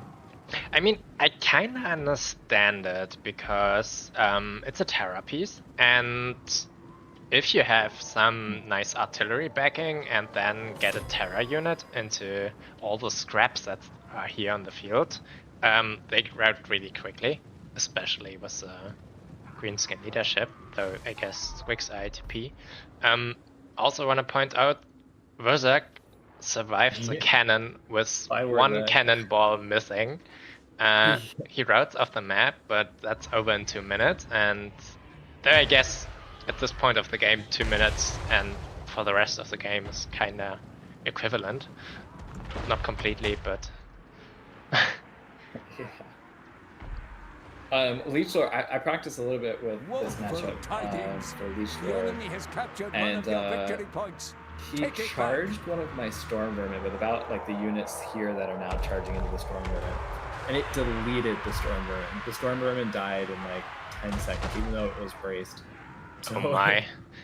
I think it's easy to think of them as like a regular halberd unit, but they have such low mass and they're like so small, the unit size, or not like the units themselves are small, that they just take a lot of impact damage. I mean, 150 mass isn't that bad. I don't think it's chosen level, right? But yeah, actually, that's more than the Orc Boys. So maybe it has more to do with the entity number as opposed to like their mass. We have here something on the field that could completely rewind everything. It's back, and those pesky Goblin Big Boss finally routed after fighting for like 10 minutes against the cannon and not taking it down, but also not going down. And he still needs to hold the double cap for longer. He can't just go to 1 cap. And the Orc artillery is now also off the field. That was the biggest danger to the Terra piece. And I think if the Rat Ogre just sticks around somewhere near the Halberd Storm Vermins, they can last a really long while and get this nice Terra out there. Oh, I'm while- starting to get anxiety. Come on, I thought this was over, Leech Lord. Yeah, that was a really nice reformation of the Skaven lines. We've seen him play Hadris play really passively for a long while here. But yeah, But, I I guess mean, it was in preparation for that. Yeah, it definitely makes sense once you basically as soon as you know your lord might die, pull everything back and just like take time to change the composition of your army to higher leadership things, and also wait for the penalty to lower. Because there's that initial shock, right, and then it decreases by 6, which does make a big difference. But I like that this. I feel like bringing also the 2 big bosses finding their way back onto the avalanche mortar. But I like that this decision is basically like I don't know how to this feels like this is the one way that we can win kind of deal, where it's like this unit is the one unit that can kill your entire army. Yeah. Though you have to say the damage on the storm vermin doesn't come from the greenskins. At least by a large part. So yeah, it's definitely a unit that can kill armies, both of them. It was rather unfortunate that the Red Ogre, the mutant Red Ogre there, routed at a very key point when the Reds could have pushed for the point, and then the Terror Beast was gone. Yeah. And the artillery debuff too. And like this, the final assault to trying to turn around the point was unfortunately stopped. Let's go 4-4. Yeah, but that was a really exciting match. I really thought there was a good chance for that to turn around, and I kind of think if you can place the chieftain on a Terror Beast, right? The Bonebreaker, does it have Terror? A Bonebreaker, or whatever it's called. Sure, honestly. Because if then this mutant Red Ogre would have been a chieftain with a Terror source, I think that it went with Power Grab. I think that might have turned that around. That's a great point. I'm not sure if it's currently. The cost difference is probably not huge. I can't remember exactly how much either of those units cost, but I think the mutant rat ogres are more expensive than they should be, anyways. I mean, we can quickly have a look here. Where are the rats? What a great game. To make sure I'm not spouting bullshit here, we have that's the Packmaster, the Chieftain, and the Bonebreaker doesn't have Terror, unfortunately. Okay, and it also doesn't get a Brute Horror unit. How much does it cost with the Power Grab and just everything else taken off? 650, so that's really not a lot. And yeah, but 650 for what is the Power Grab? Is like +8 or something? +8, yeah. So the lot died is down to 2 leadership. Yeah, that's really strong. And it might have been also just on foot been a good tool to get those annoying goblin chieftains out of the artillery. But I guess if you're gonna do that, and you're gonna put a 650 chieftain, you could just do what Chicken Feet did yesterday to me, which was you just do the like 400 gold plagued lord and then stick him in the trees. Yeah, I guess you could do that. So we are at the second FFA now. Here. Oh, I have that one. I think 2 people sent this to me. I think that's probably why I got confused about. So this is one with Leech Lord and Space Pope in it, I think. Yes. Yeah. We had to. This was the only one that we had to find a replacement for. I think a really big shout out to everyone, especially in the Rat Clan, XMT too, but especially in the Rat Clan for basically playing all the matches and really like I felt like turnout was really good. So and thank you to you, Serka, for suggesting this, and making this happen. So all of the thanks are done. I mean, everybody is just great. I just really appreciate all of you. I mean, I think we discussed some ideas on this some months back, actually, but kind of went down on the discussions, and then it still lingered in my head somewhere. Rambo just asked, "Are walk not very good, or am I just not very good?" That's the classic Warhammer question. But in general, no, walk. I think walk is not in a great spot. They're like, it's just one thing that I kind of want was I wish there was more marks. Like I feel like you would see a lot more variety for walk. I would say like keep the unit caps for those units, but it would be nice to have like more flexibility, and that'd be one way of doing it. Yeah, I feel they have so many units, but it's all the same units, and then a lot of them aren't really viable, or just a single piece that you get, and then every Warriors of Chaos army kind of looks the same.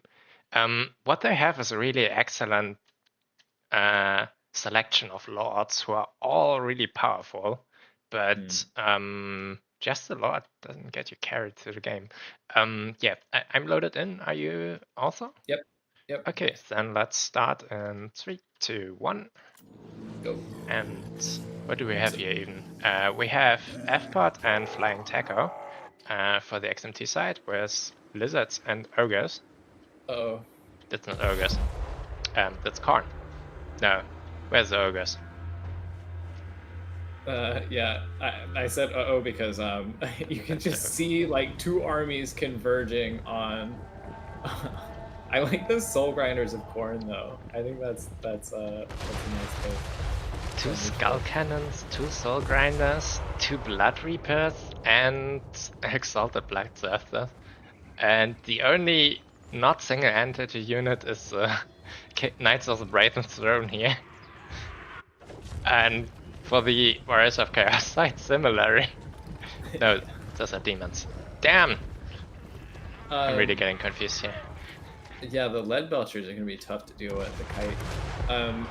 I think that one of the funny strategies that I've seen like in Age of Empire FFAs is that you force teams to fight each other by basically like, so like for example, what Leechlord is doing now of like going around the back, now the Lizardman army, if they want to attack Leechlord, have to go through or around as well.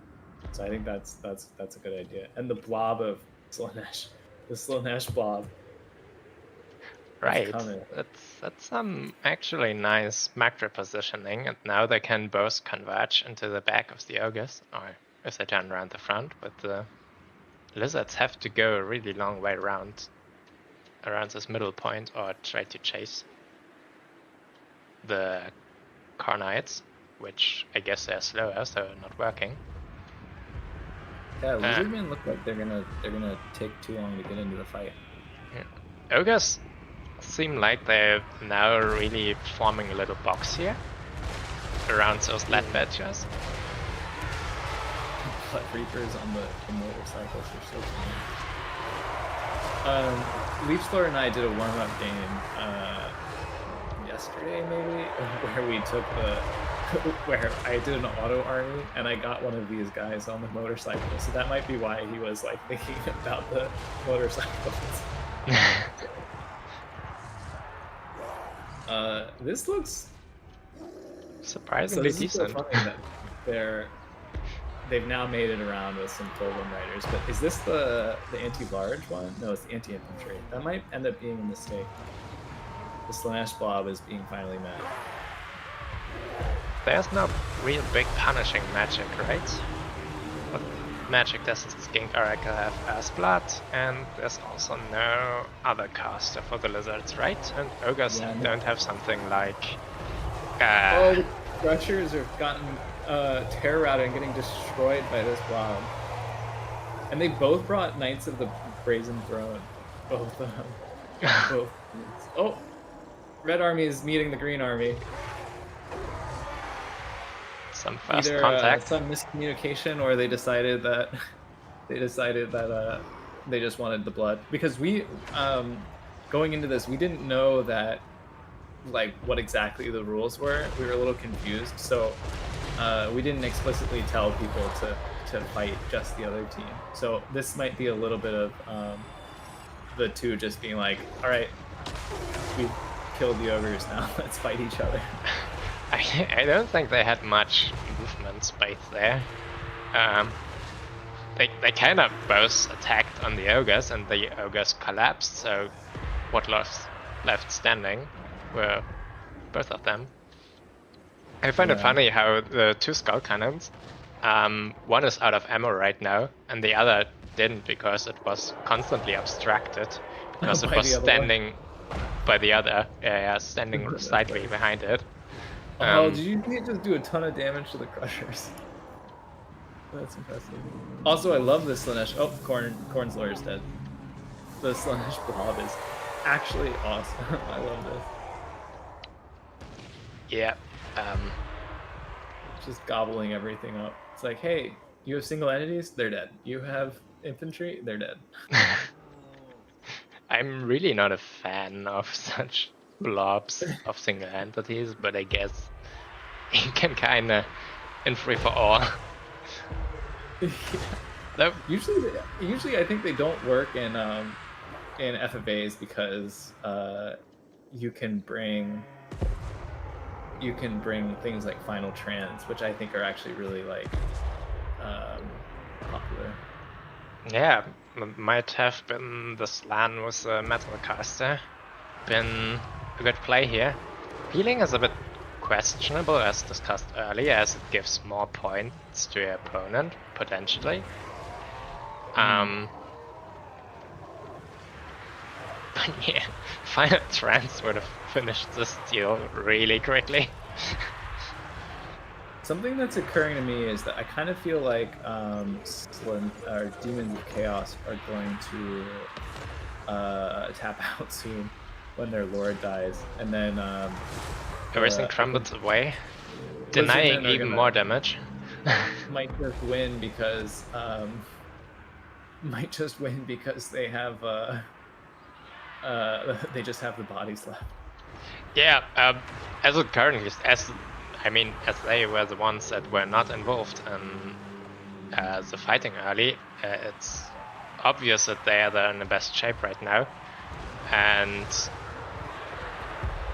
yeah, with good coordination, they will get every value that's left on the field right now. They have surrounds on basically everything.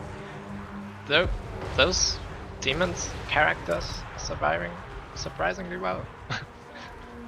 Yeah, he's got a melee defense. He's got the same thing that did he bring it? He didn't bring it. He blobbed and he didn't bring the minus melee attack either. Because he has the same thing. Because I brought him yesterday. He has the same thing as Sigvald, the like Paragon of Excess. Mm-hmm. Seems like that would have been a good choice for this like heavy blob style, because you can stack, and this is kind of what I was doing yesterday too. You have the Charmed from the Exalted Demonettes. You have the whatever from the Fiends, the Soporific Must, and then with the -5 from the big guy, or -6 or whatever. It's like, I don't know, works out to be -20 or something overall. -20 melee attack, so it's actually a really strong set of debuffs that kind of work together. Oh yeah. I kind of also tried to make such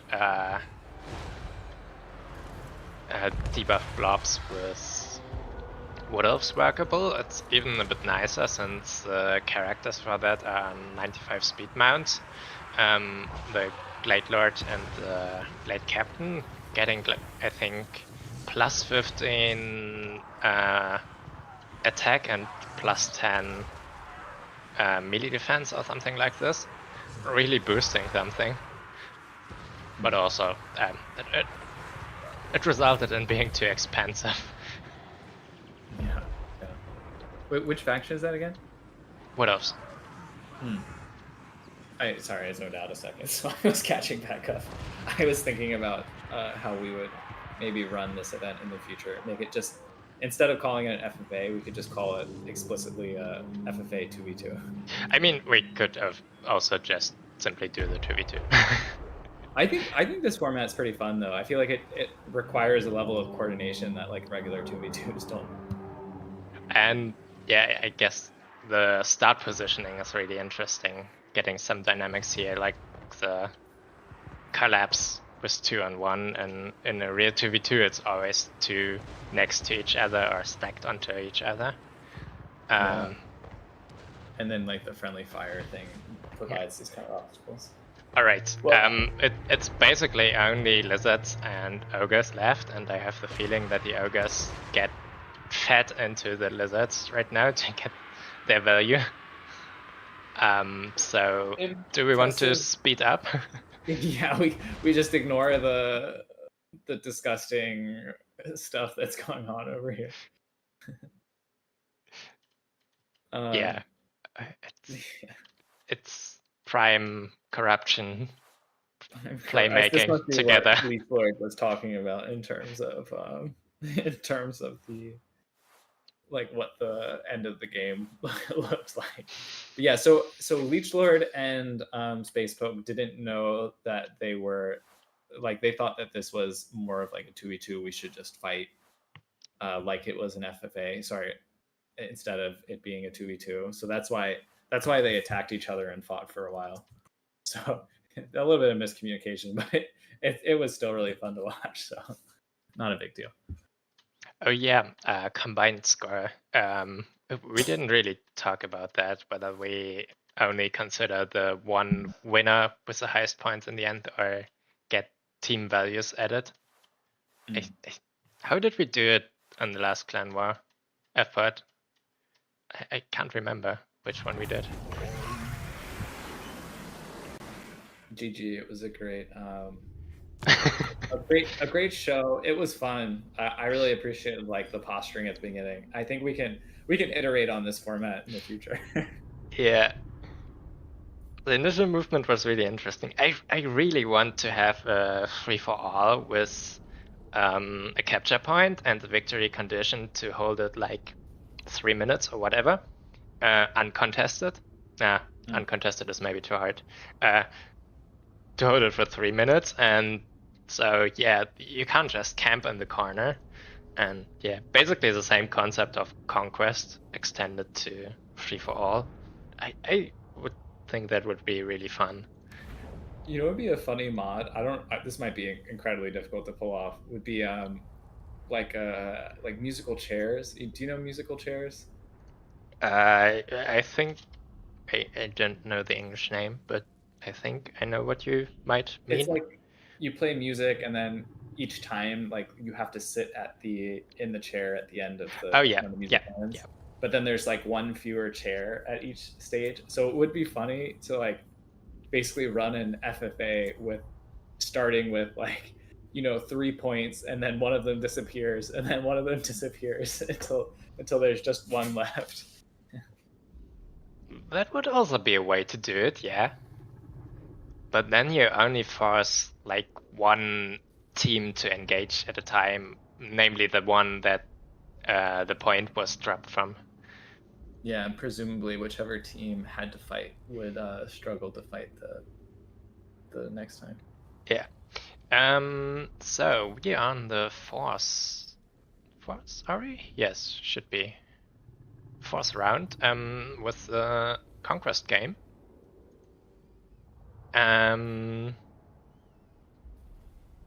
Dickens cider, pineapple.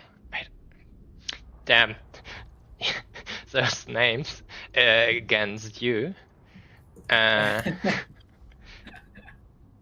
Warriors of Chaos against Dwarves. Loading Mr. in. Mr. Cider, the pineapple. Yeah. It's a fantastic name. Who is that? It's current year, right? Yeah, current year. Yeah. But I love it.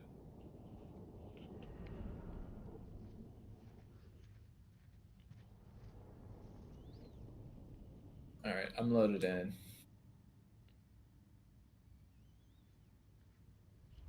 second. I think so. Rambo, you were talking about walk earlier. I think the most interesting way to play walk is to have all sorts of random, like to use your marks on all sorts of random things, and I think that's the most like exciting way to play walk. But it's hard to do it in a way that makes a big difference on the battlefield, unfortunately. But some players do it very well. Like House Cat of War is the first person that I think of for somebody who plays walk and almost always brings like a different army depending on what he spent his marks on, and he almost never just spends it on the obvious things.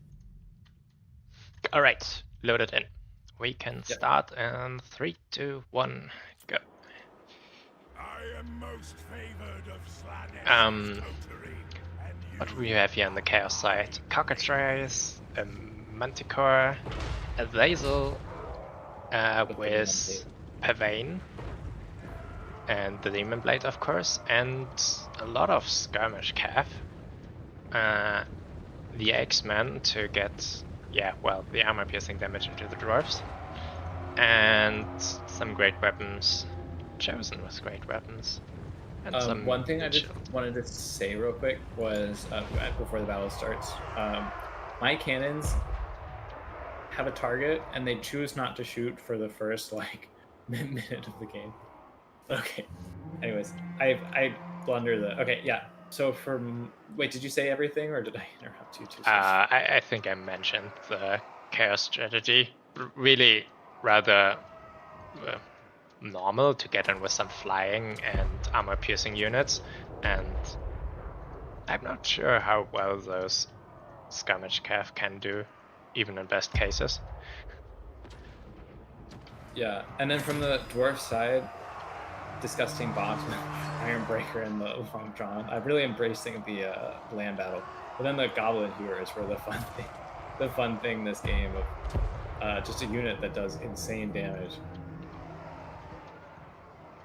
So I discovered that they're so fast that you can almost kite with them. I maybe didn't do the best job demonstrating that in this game, but you can almost kite with them. Oh, the Grim Delvers sitting there in the back now, getting from the stalk. I hate those guys, they're doing so much damage.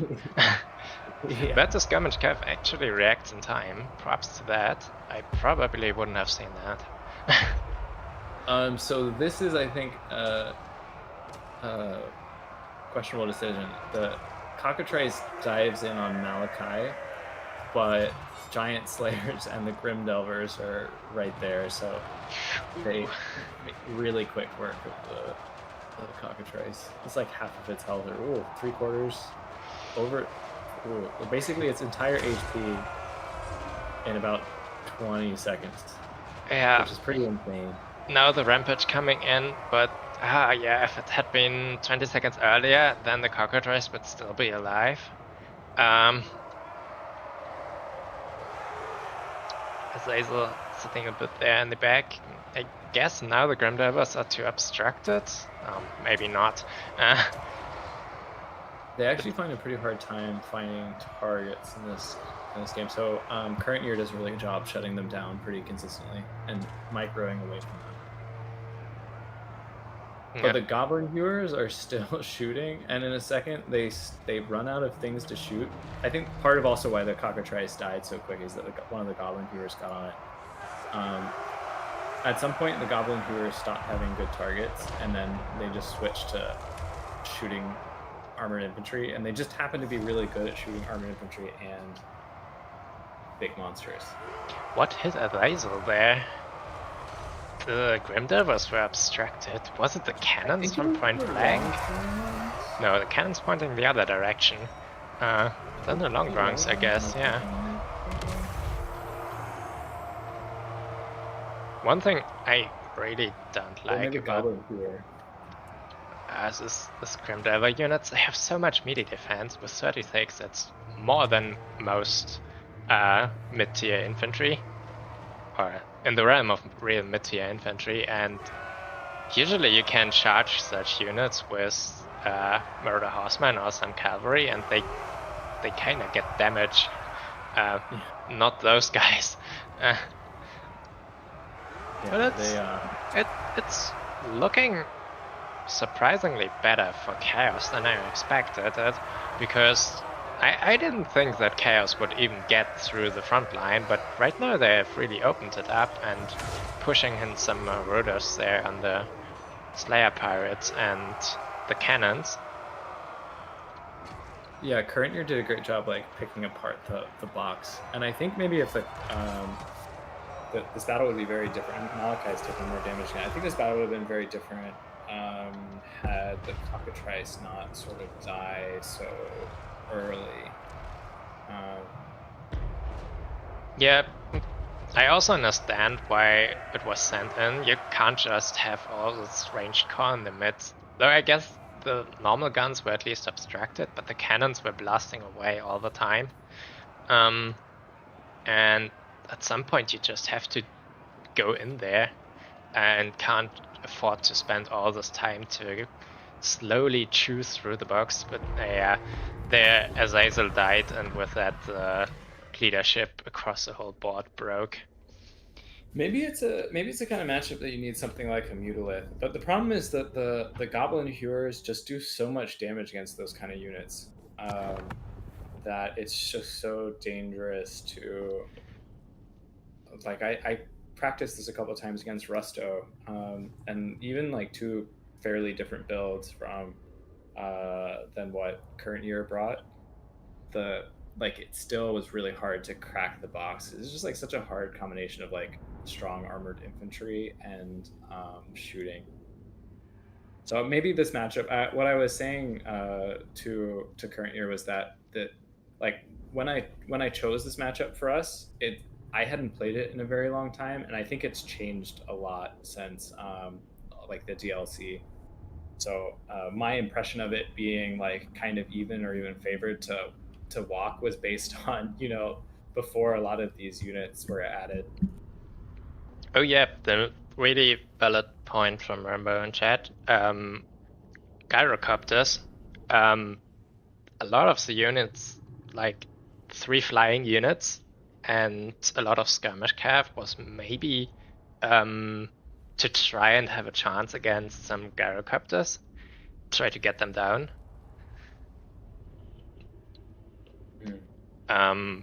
Which of course wasn't present here, and I honestly don't know how well it would have worked, because the gyros are still so fast and can retreat into the safety of your guns, like somewhere surprise Grimdelver saying hello and shooting down your Manticore in one volley. I think it can be good. It can also go poorly depending on like I found that like shooting from the ground to flying things to protect your gyros is pretty tricky to do. Just because they like there's something about like the way that they aim or something, and then they're obstructed, and then a lot of times they hit the gyros. So it's. But I just thought that the gyros would be the more obvious approach here, so I kind of wanted to do something a little different. Yeah, and instead chose to bring the most dwarven dwarf belt ever. Rainbow points out that the Cockatrice has a net, so that's probably why the Cockatrice was brought. Yeah, so but it starts. And then Cockatrice. I was Pavane, yeah. The net kind of starts with a slow and then gradually goes into a full route, right? And it's only one use. I guess in land battle, getting one potentially full ammo unit of gyrocopters off the field straight is actually worth it. Domination, this would have kind of not be worth the time invested, I guess. Speaking of which, we should be on the forced domination match, and we are standing 5 against 5. Man, awesome. It's really just one side pulling ahead and the other equalizing each time. Yeah. We'll see if it ends that way, or if one side starts pulling ahead a lot more now that we're like kind of getting to the. There's the end 4 matches left, I guess. So. Rusto. So Rusto sent this to me. Okay, I have it. I'm loading. I'm actually gonna go grab another little bit of water. I didn't make Okay. enough for the first time. Oh, I shouldn't load it. Right. Makes I'll do it sense. after this one. I'll do it after this one.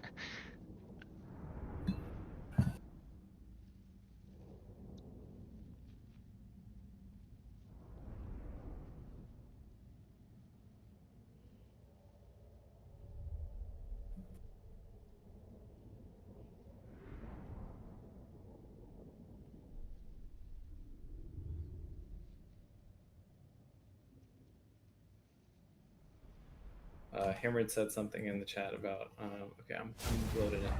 If we draw, Hammered- will we have a Yeah. Nerexa versus Hippo tiebreaker? I guess we could do that.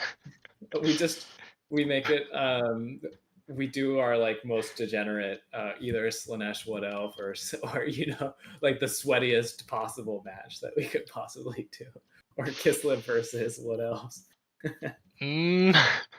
Just things that we really enjoy playing, and we somehow end up fighting each other in all the time.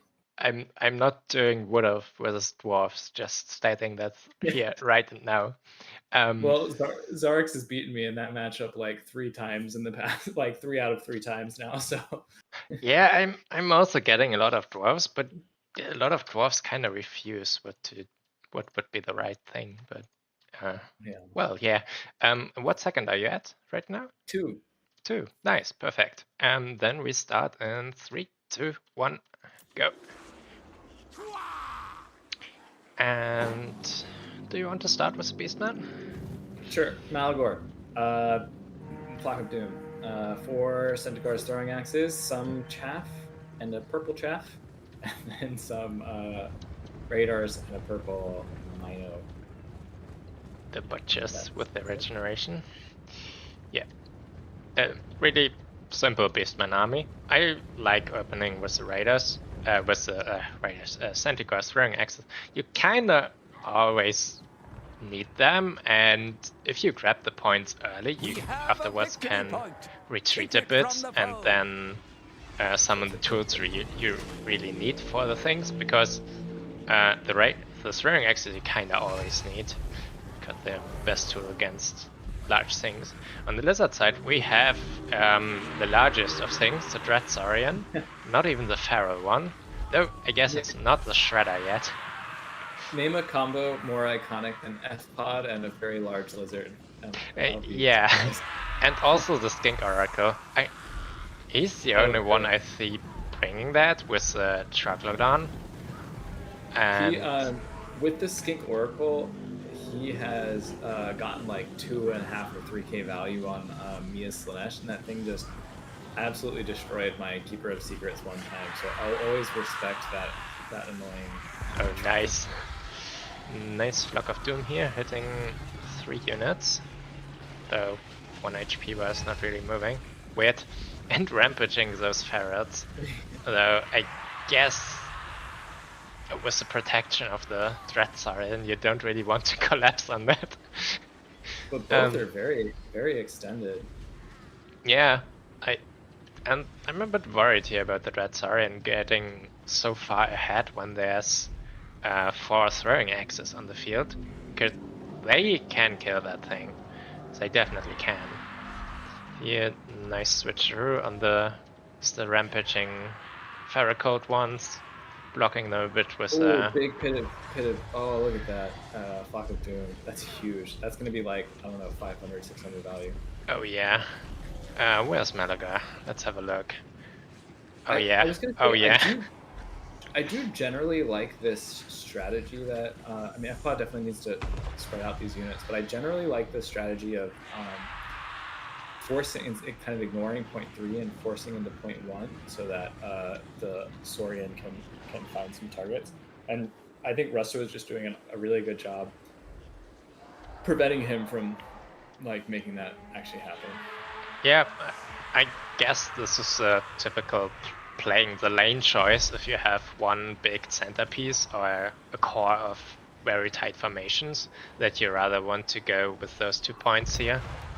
And you can have here a fairly close to the wall, so have a nice line where you contest 1 point and get 1 for free.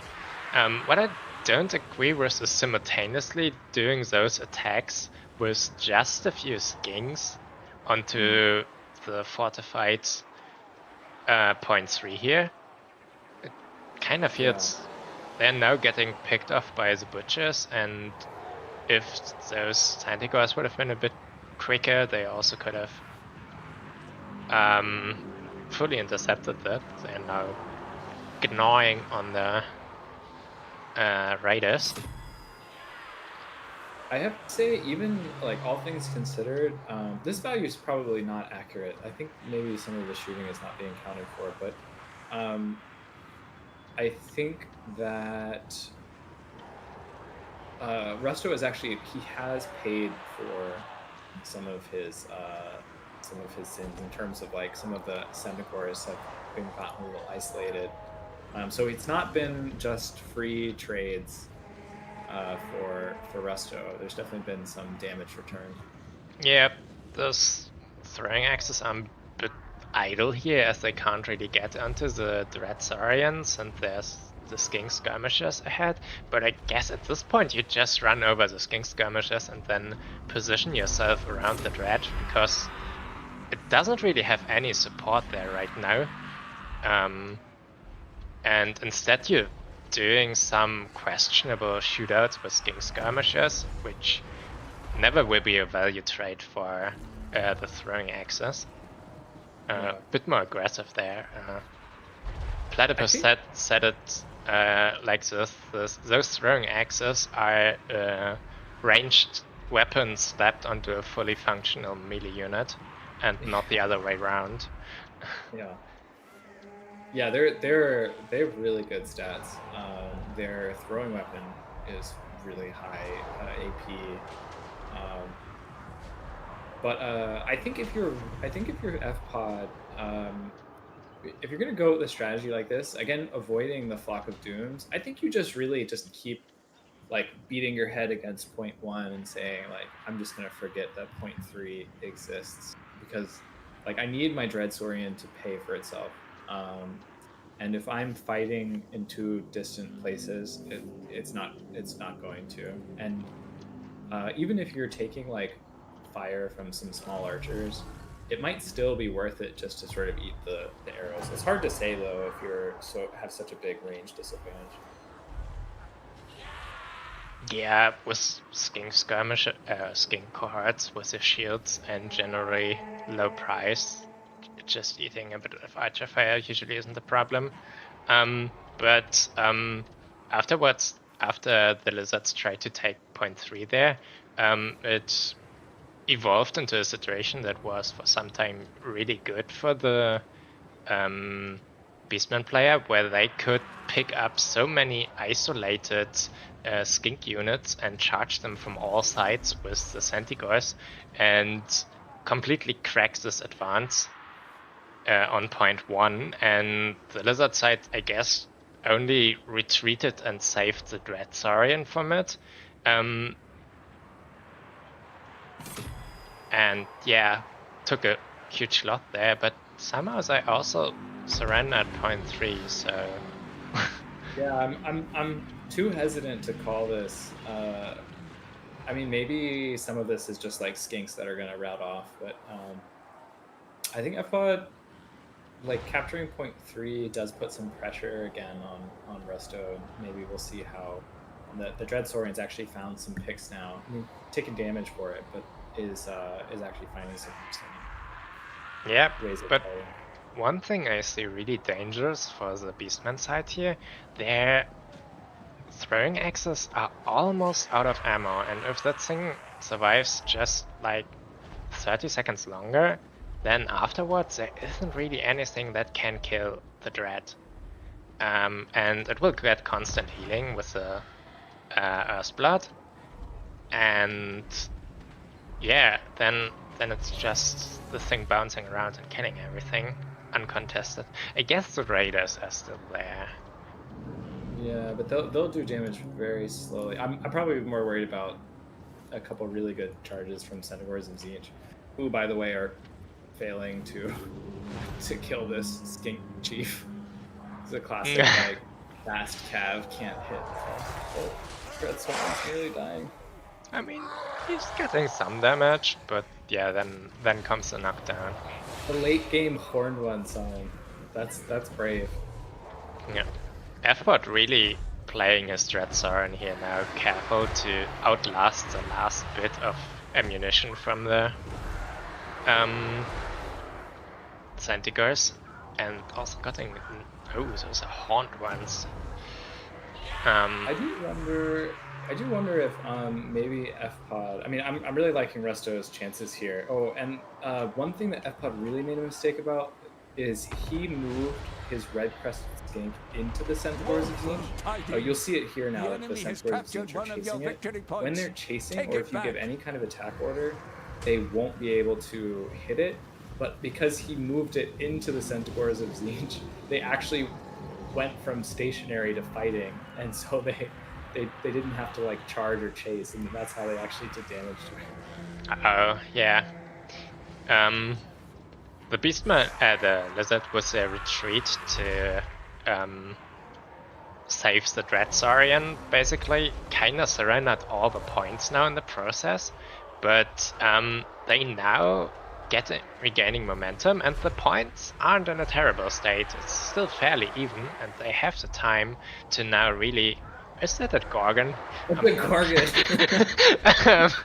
It's like it looks like there's nothing on the battle, and it's like, oh yeah, there's a Gorgon. Oh, but I'm seeing a mistake here. I don't think that is a smart idea right now to move the Gorgon into that blob, because those are horned ones, the Skink Oracle and the Dreadsaurian, and yeah, the thing has a good amount of leadership, but if it's getting into this blob, it might just straight route. But on the other hand, it's buying the time that the Beastmen need to win on a single cap, because we're really approaching that, and if not in the next minute, I think, they take point 1, then they will have to get the triple cap, the Lizards. So, nice distraction, but the Gorgon moved out anyway. I think the Gorgon makes sense, because it basically it makes you be a lot more. This is also, by the way, another great game. It's like very dynamic. But the Gorgon makes sense because now it's something that the Saurian has to watch out for. But it does give the Skink Oracle like its favorite target. Oh yeah, I don't think it matters so much right now, because I doubt the thing is actually gonna die. It has this regeneration, that's usually why you see them early. But maybe some... No, Great Weapon Miners wouldn't have done here. They would have just been overrun by the Oracle and the Dreadsaurian, so... Yeah, I guess the Gorgon is the only thing that can stand up in combat a bit. Rusto is kind of running out of units. I very much had Rusto winning this battle on my bingo card. Oh, and also this is another really big mistake by Rusto, because this unit, the Lord, isn't very easily hit. He's not only not been able to kill it, but it's prevented it from routing off. Oh yeah. Those Oh, it actually died. killed That's it. right as I said that. But as the time is so far into the game, this kill bonus isn't actually worth more than the routing off bonus, since 2 minutes. Yeah, the game is decided in 2 minutes, and this Centigars of Zinj could have been a really important piece to prevent the horned ones there from routing off your raiders. Or taking them out, because if those Centigars great weapons get a charge onto the horned ones, it really badly hurts. I'm not gonna lie, I kind of like the Earthblood plus Horned One combination. Especially in this matchup, they seem to, like, if they can avoid being the one taking the charge. Yeah, I mean, Earthblood in itself is a really great spell if you have multiple targets that are important to heal, and with the Horned ones, the Oracle and the Dreadsaurian, which we can see almost heal capped now, you definitely have a lot of great targets, and then it's a very efficient spell if you keep your units alive for a long time. Oh man, we're definitely in triple cap territory now, but I'm not sure. The leadership of the Beastman is so fickle that it can turn around so quickly, and then suddenly the points swap one by one. Look at the value. Look at the difference in value right now, and with all of the healing. But something must not. Like I'm thinking a lot of the shooting is not being counted. Or Malagor spells or something. That's maybe 1600 value and Flock of Doom. Because with if this value is true plus the healing, you know, we're looking at like a 5k difference, and it doesn't feel like that at all. Yeah. But honestly, it doesn't look impossible. It doesn't look impossible. It doesn't look likely that FPOD is going to win this, but I think it's a testament to how well FPOD has been playing, because it's felt like it's super patient. It's super patient play, but now it's just 1.5 minutes to get the last point, and I guess there's just one unit actually standing in the way, those regiment with throwing axes, and I guess if they can stall for like 30 seconds, but no, they're running away. I'm not sure if that's the right call. I would try to... I think FPOD might have taken seeing how he summoned a bunch of things at once, either they weren't in the pool, or he might have missed a very crucial timing for that summon. Oh yeah, any summons now are too late. They won't make it to the important point in 50 seconds. But with the Dreadsaurian, if we could have like gotten to a situation where he is turning it, there's if he could have brought this Dreadsaurian and put it there on the point. Oh, it's because Resto moved off his Centaurs. Yeah, I really would have rather seen them stalling next to the point.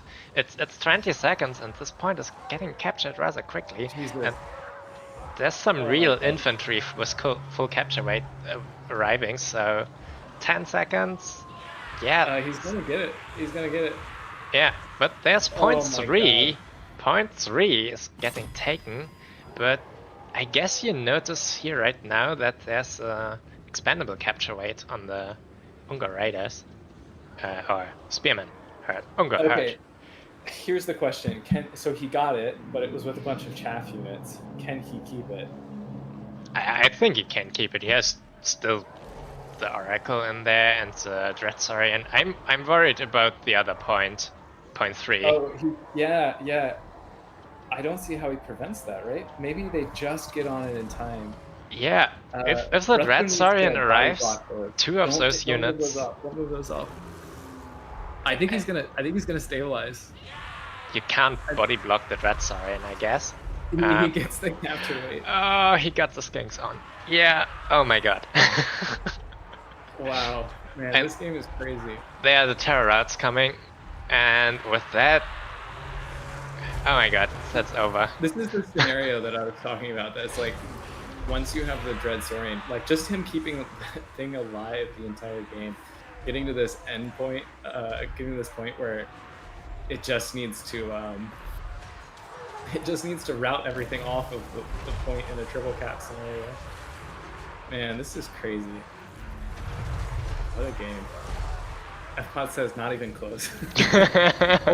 only 4 points. Yeah. Is the Dreadsaurian still gonna die? Oh no, that's 2k. But it's not enough. It's not enough. Wow, what a game. Is it dying? Come, exact the revenge. Oh wait, this is our Dreadsaurian. Don't do it. As much as I really wanted Resto to win that game, that was really well played. And on both players, that was like a really dynamic game.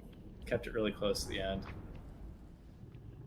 4 points, just 4 points. So if he had made an error, or either players made an error that added 4 seconds, that was enough.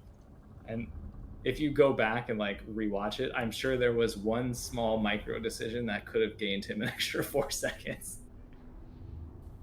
Oh Oh, yeah, man. definitely. I really think he should have sacrificed his Santigor throwing axes that were on the point to just keep the other units off. And Yeah. Just send some skink flying. oh my, okay, this is a very focused army here. Reinforcement completely just Santigors. Yeah. I love this style by Rusto.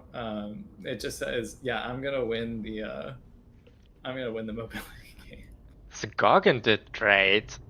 Uh, And I- in fact, too, had FPod brought like a single unit of Saurus spears, Rusto would have struggled to deal with this. oh yeah, sure, that's just skink infantry. Just skinks. Bonk. Oh man. The Gorgon really was great. It got its value in the end, even I think killing or almost killing the Skink Oracle. And it really filled the hole that Santigors was throwing axes were leaving after their ammo ran out. Yeah, it was a nice tech piece. Maybe one of the big things that Rusto missed out on was the butchers getting isolated on the side, and perhaps also the timing. I mean, even with the Lord dying, all those skinks definitely held in there. So I don't know if they were just well. But I've had this happen to me too at the end of a game, whereas like you feel like you're winning by a lot, or you have plenty of time, and then just the horde of skinks comes walking towards you. Okay. Next in line is the last 2v2 with our Elf Alliance and Cathay and Tomb Kings. I have it. Good. Wait, no, this is the solo one. I have been told that this one was also a good game, so. Do you have we it, might or need do I need to send it to you? I have it. I might Okay. need to take a break just to get some water at the beginning of this one while you talk about the armies.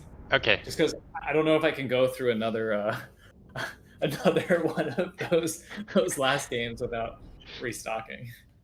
Okay. Yeah, sure.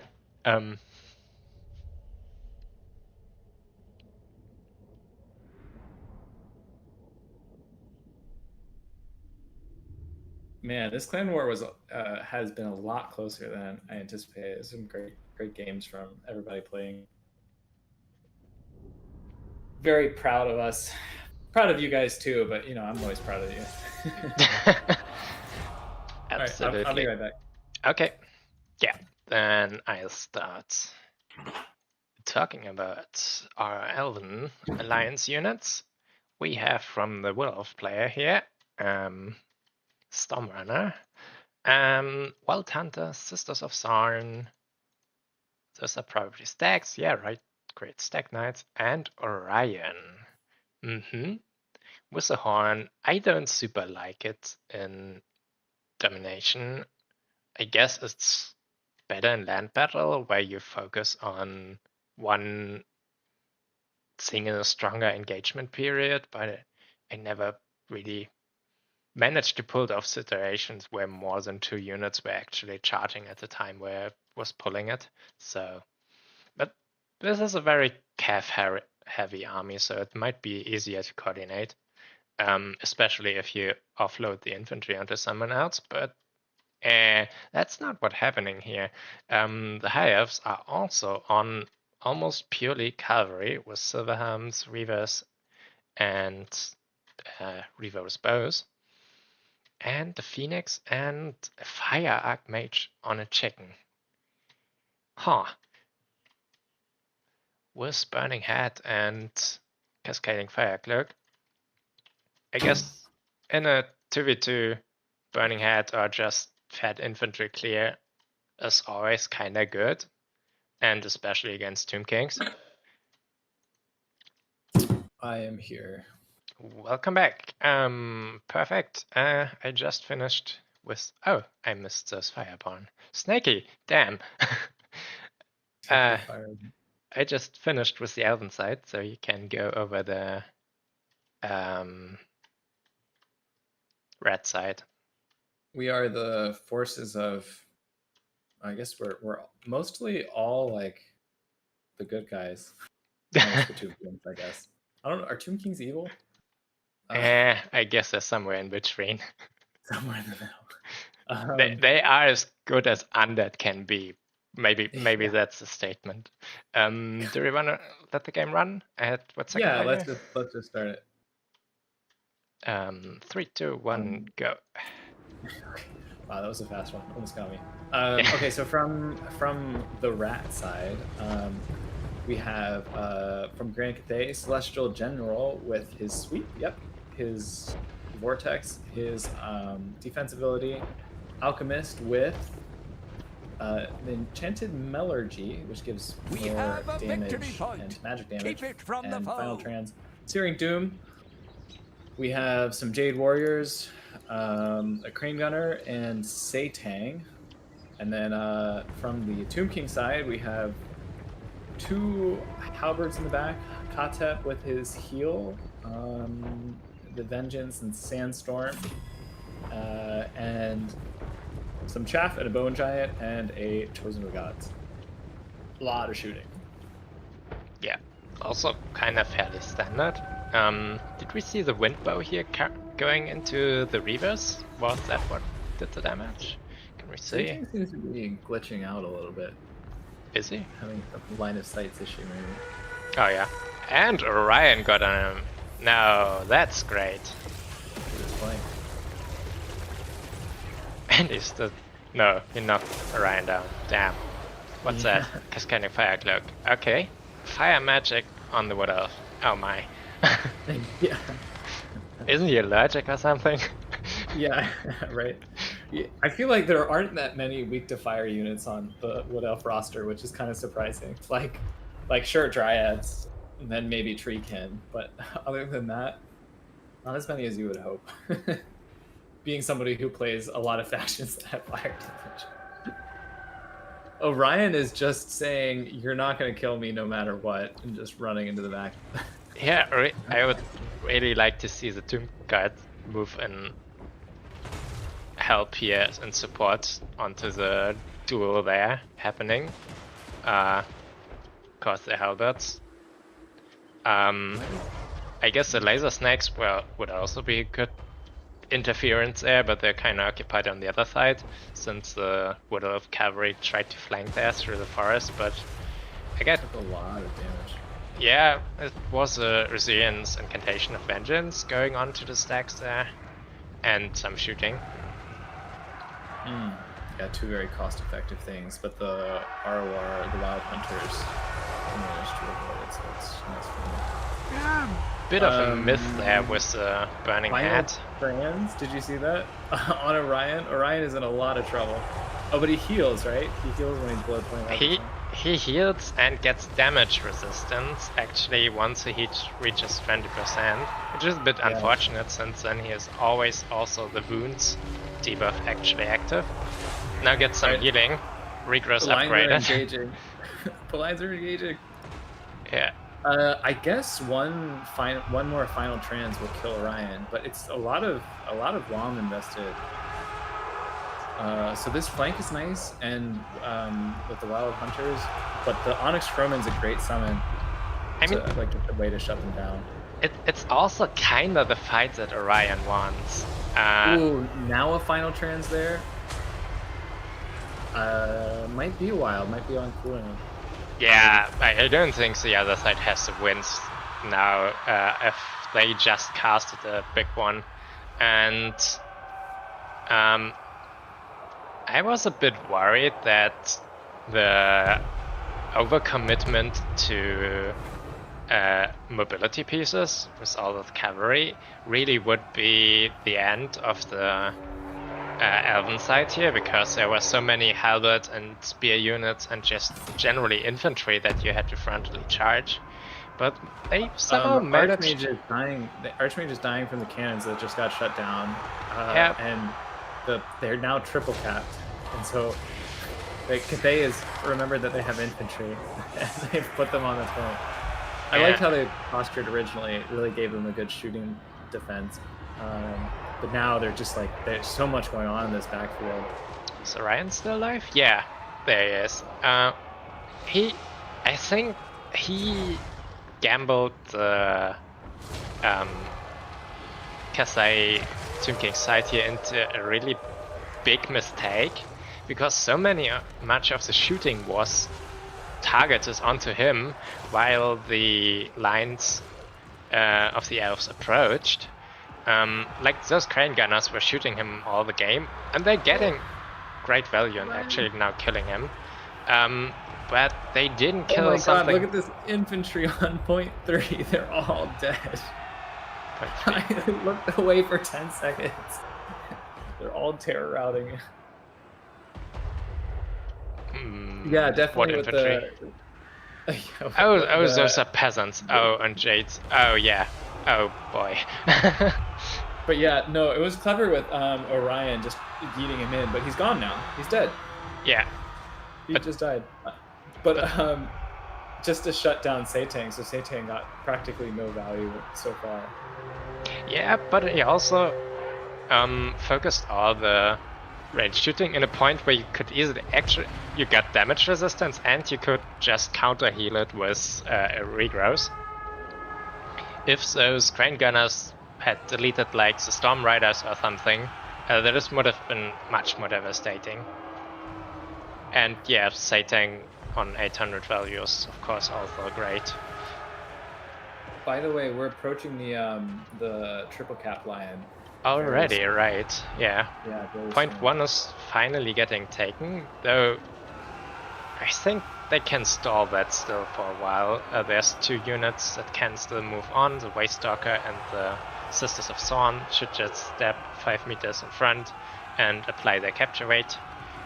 Though at this point, I guess it's too late. Oh, this is a big final trans. So one of the big things is that it felt like the final trans maybe missed because it was on Orion at the very beginning, and then there was a huge blob just after that, which is the worst feeling in the world with final trans. So yeah. I actually like to summon my final trans or delay almost the game just so that you can get like more uptime. It's just such like an impactful Celestial Lion fighting it with the Arcane Phoenix. And it looks actually really great, the animation. Oh yeah. Fireborn finally taking down Isirian's incantation after they ate so much trouble also. Final trans and whatever, they still almost paid for themselves. Value-wise, and then his healing involved a substantial amount of healing for the high elf, the wood elf, and the high elf side. Value is more in the favor of the Tomb King but I think with the healing, it's probably closer than it looks. But the Tomb Kings also have quite a bit of healing. You need to remember. Yeah. But the Rat Clan doesn't have a lot of time to get onto their points. Yeah. And it is absolutely a triple cap scenario now. Oh, he's a Celestial General. He shouldn't die because you really need those Cathayan infantry to capture the points. And if they are on the Lord dead and with those Terror Beasts around, it's gonna be difficult. Also, we have a couple infantry units in the back. That was a nice Skullstorm on the side point. Basically taking like 30% off of the Lurk's Tricksters and the War Dancers there. Lurk's Tricksters. That is a really curious pick. The Lurk's Tricksters have Shadow's Coil, Feststone, and they just got a Fearsome there. They have like 5 things active. Why can they terror out? Where did all of the XMT army go? I mean, just a second ago, there was like a big sigh, and then by the end of the sigh, all of their troops were gone. Yeah, that's kind of, if you overcommit and do this onslaught, stuffing the other side back, you, well, trade down the whole side, and a lot of their tools were just cavalry, which, when they get bound and stopped, then completely crack out. Yeah, Lux Tricksters have ITP. Why didn't they have ITP? Oh, does the Celestial Lion, he has some ability. Yeah, removes immune to psychology. Oh, that is really? evil. Wow, that's awesome. So they terror routed at like 50% HP on a 1200 gold unit. That feels bad. Feels good for me. So here's a riddle for you. Does Cathay have a problem capturing points at the end of a game when when they're combined with the Tomb Kings? Because usually the answer is yes, right? But maybe when they have a Tomb King support, it's not as tricky. But they have so many units and so much infantry on the field. I feel like they shouldn't have a problem here, but maybe I'm wrong. Oh, Lux Tricksters. Oh, Ryan is back. Oh yeah. He's found Katep and chunked off like half of Katep's health already. Oh man, look at him go. Oh yeah. I guess you kinda I've noticed that some players really hold high supply counts in the back. I was told it's a rather typical phenomenon of 2v2s that you run into this supply cap situation where there's just nothing in the pool to save, to summon. Yeah. So this is going to be very close. The Tomb King infantry, which I think is pretty essential to capturing this point, is very slow, and there's not much more that coming.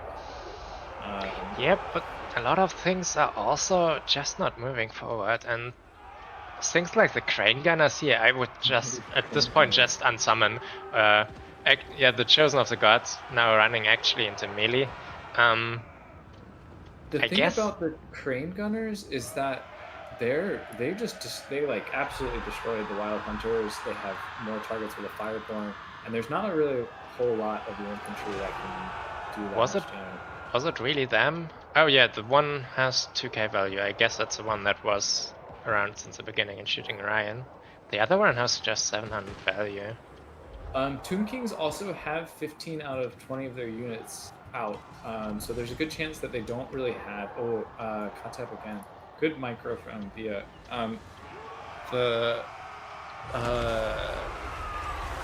These late game burning heads. Wow, those are impressive. This is going to be a really tough thing for them to do. But yeah, even if they unsummon the Chosen of the Gods and the Bone Giant, it looks like they don't have other things to replace those with. Oh, the Bone Giant I absolutely wouldn't unsummon, since it's a Terror Beast, and Terror is always useful, kinda, and it's also 3 capture weight that the other side just can't remove. They're starting to cap the point, the Rat Clan. Jesus. Oh man, it's another nail biter. It's so much infantry on the move here. And now this is the classic Cathay. I didn't have anything else, so I'm gonna start sending them that. Oh, Katep is dead. That might be a really big difference. I mean, it's just to the undead side, and if they start crumbling now, they aren't finished crumbling by the end of the game. So, 60 seconds left. So Rangers got back onto the point. And yeah, those skeletons also, of course, have only 2 or 3? I don't know which one they gave them. Reduced capture rate, and so do the peasant spearmen. So yeah, actually that isn't a lot of capture rate on the point there. 50 seconds predictions. Are they going to be able to do it? I don't think so. There's like 3 cavalry units that the elves can still pull onto the point to stabilize the capture weight. That are currently fighting somewhere else, but they should be pulled there. There's a bunch of peasants not on the point right now. 30 I think there's seconds. at least 2 or 3. Yeah, and at this point you stop fighting. You just Control A and force push everything onto this point. Yeah, absolutely. Oh no! Oh no! Oh no! Don't! Yeah. No! It's still under control. Oh, it slipped. Damn! 7 seconds left, and then. But will they hold it? There's still a chance that if there's some units coming out of Vanguard here. We have some good fast summons. A desperation Saytank summon, a late game Saytank. This 2v2 feels. That, kids, is what supply cap does to you. Man,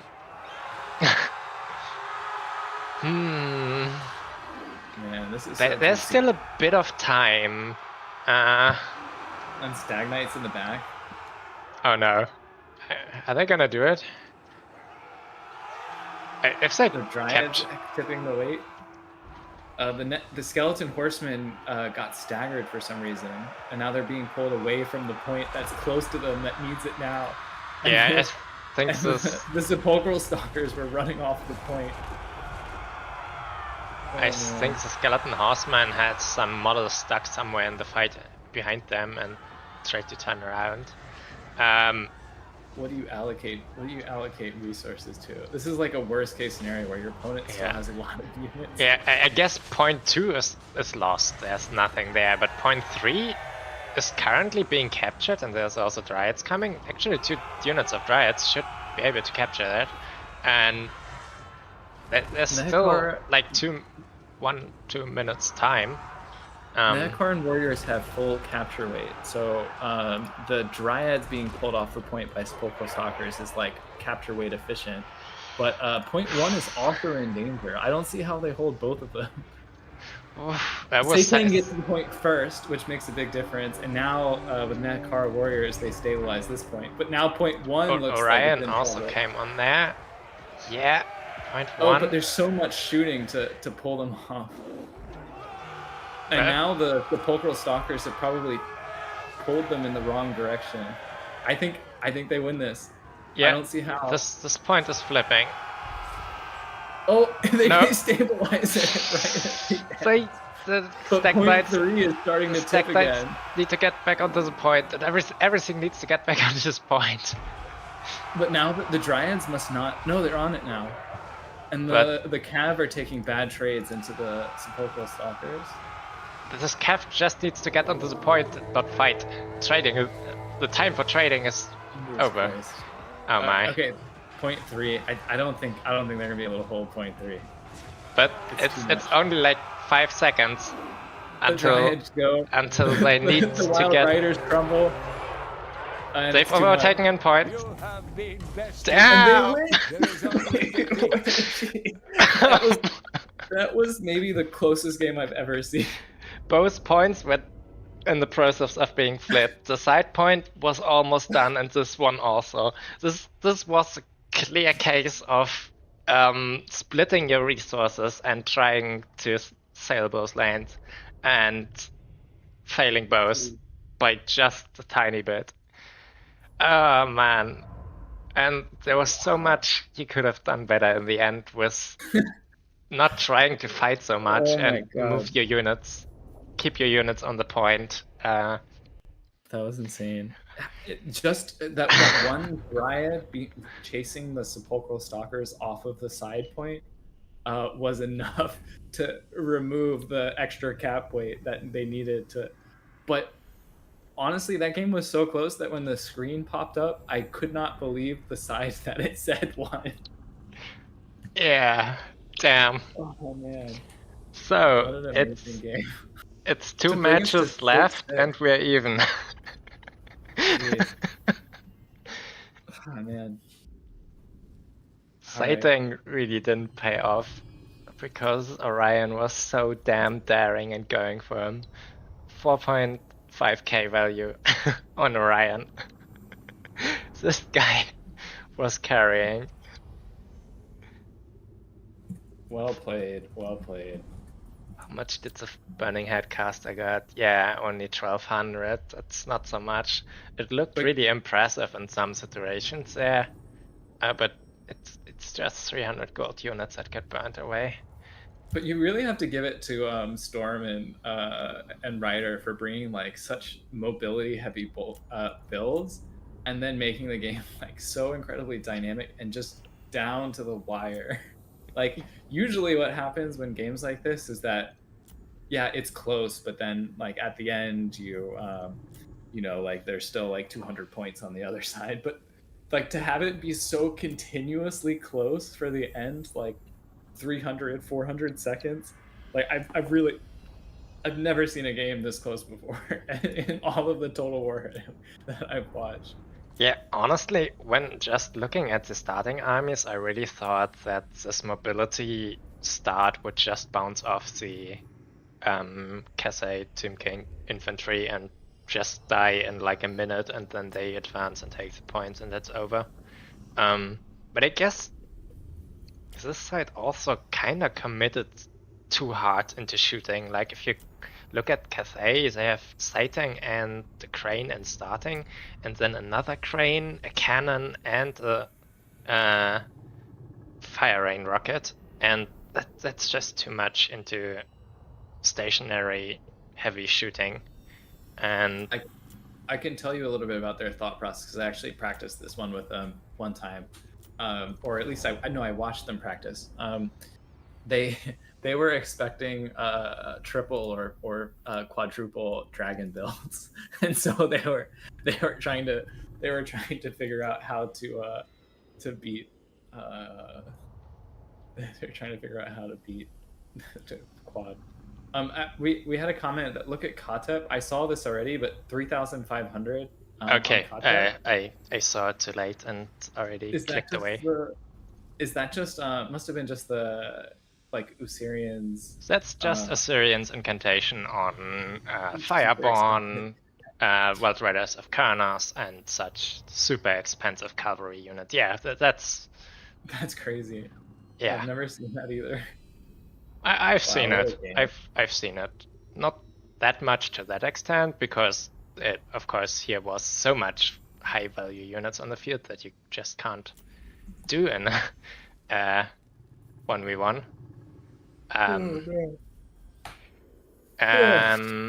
glad I took a break before doing that, because that one was, they definitely delivered on that being the closest. Alright. Where are we at? I think we're in... No. Are there 3 games left? There are 3 games left, right? Ooh. We have 6 Conquest, we have 5 Domination, and 4 2v2s. Yeah, that's 15, not 14. I was wrong. Okay, then we have Conquest 5. Tomb Kings versus Wood Elves. Who are the participants? Inkars and Yaratel. Okay, I do have that one. Let me just check which one it was. Man, what a close game. Tomb Kings versus... Let me actually double check. Maybe I don't have that one. No, I do have that one. I can find it in a second. Yeah. Okay. It's actually very similar dynamics to the one that we just watched. But I think going into this, I might have done my clanmate dirty. I think maybe this is not a great matchup for Wood Elves, so I apologize to Yaratel in advance. I think in Domination, as it is right now, definitely doable, if not really even. Alright, I'm loaded in. Okay, then we can start in 3, 2, 1. Let's go. So, start? Yeah. The Tomb Kings here have quite a bit of horsemen, also the Neokara horsemen, not the cheap skeleton horsemen, and 2 chariots, and 2 two, right? Yeah, 2 Necropolis Knights with halberds. You never see those guys in Domination, so I'm kind of curious and happy to see them here. Pigmen taught me a difficult lesson with those. I'll tell you after the game. Okay, and Basically, Kata they go through infantry. through infantry. Wow. Okay, not what I expected. And Kata already catching a stray here from some Arrows of Karnos, I suspect, and the rest of the Tomb Kings is just Tomb Guard infantry. Yeah. And from the Wood Elf side, yeah, I feel like almost you should have talked about the Wood Elves. I've played you enough as Wood Elves to know what these units are called. So, two-way watchers, we have a Glade Lord, Helmut Discord, Deadly Onslaught, Foe Seeker, Way Stalker, and then a Beast Caster. Interesting. With what do we got? Flock of Doom and Amber Spear. Oh, interesting. I wonder what that was for. Wild Hunter of Chronos, obviously, and then some Dryads, Eternal Guard, Wildwood Rangers. I honestly don't even know much about that unit, and then the Arwar Eternal Guard.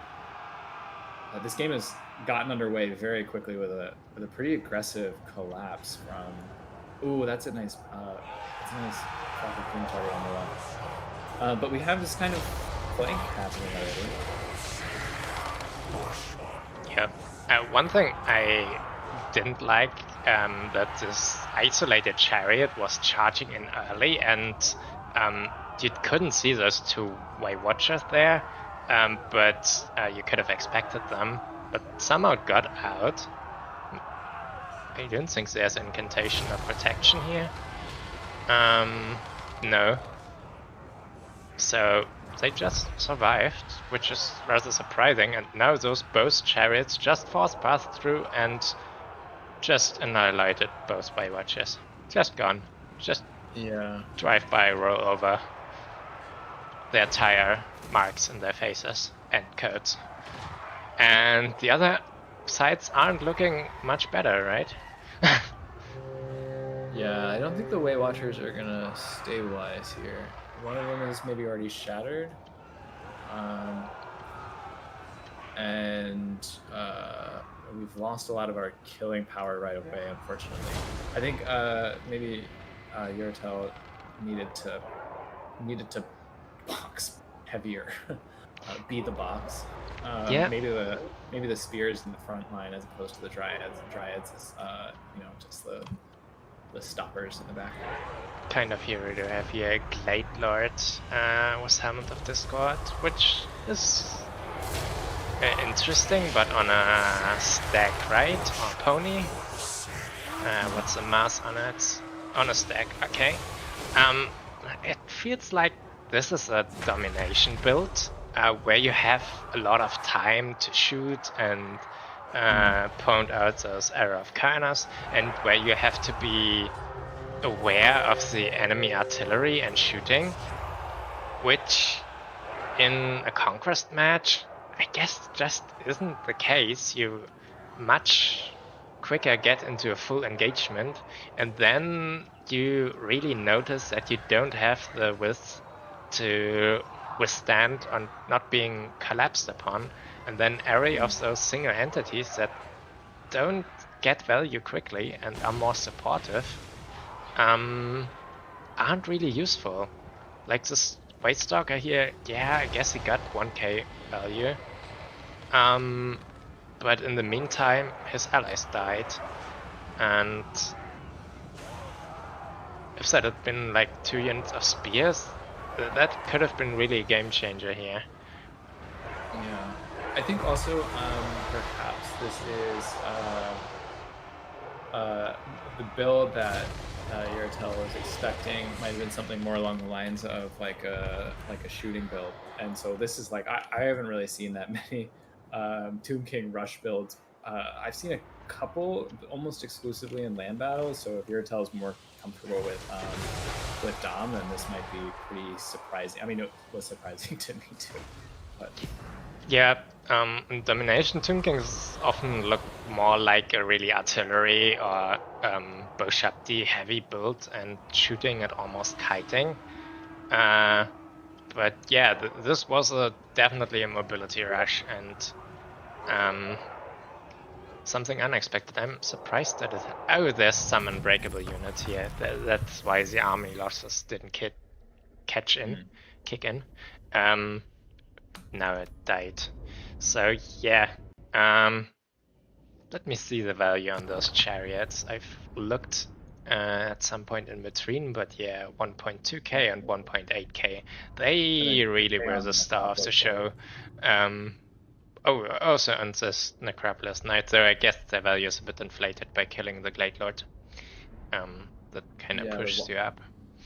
I think they actually did a lot of damage to the Wild Hunters, so maybe that unit is actually a good counter against the Wild Hunters and Kurnos. Yeah, really interesting build. I'll have to try it against you next time I play this matchup. I'm not sure if you get to work it in Dom. In Dom, I can too easily retreat and summon counter units because that was it. It was a bit of a build roulette. It was a different build than expected, and in Dom you kind of retreat and then only lose a bit of time. But here it's just a straight loss. Echo. Original Echo said that he was. Oh, sorry, my device. I'll stop saying that name. 1 second.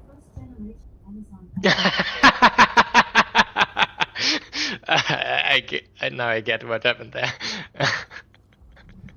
Okay, we'll avoid saying that name. But he was suggesting a 10 missile, a 10 Glade Guard build. I think that one would have gone a little worse.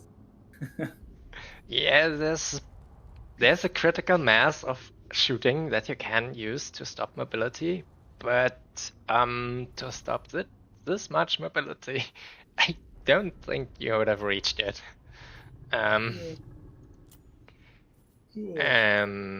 So where are we at? Conquest, no, Domination 5. I think this is I think the next two matchups are both Chaos Dwarfs Kislev. And so part of that is just me wanting other people to do my homework for me, basically. No, one is Kasei Chaos Dwarfs, the other yeah. Oh, right. Okay, never mind then.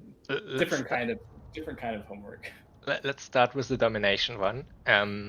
And actually both armies, starting army for solo and the starting army for hammered look very similar. So I have that one. I just need to. We're doing the solo versus Yashkav. Yes. Yep, I got it. Oh, I thought he saved in the save name. He put it down as something solo, like Clanwar solo, and I was like, oh, it's because you were in like a 2v2 as well, or an FFA as well. That's good.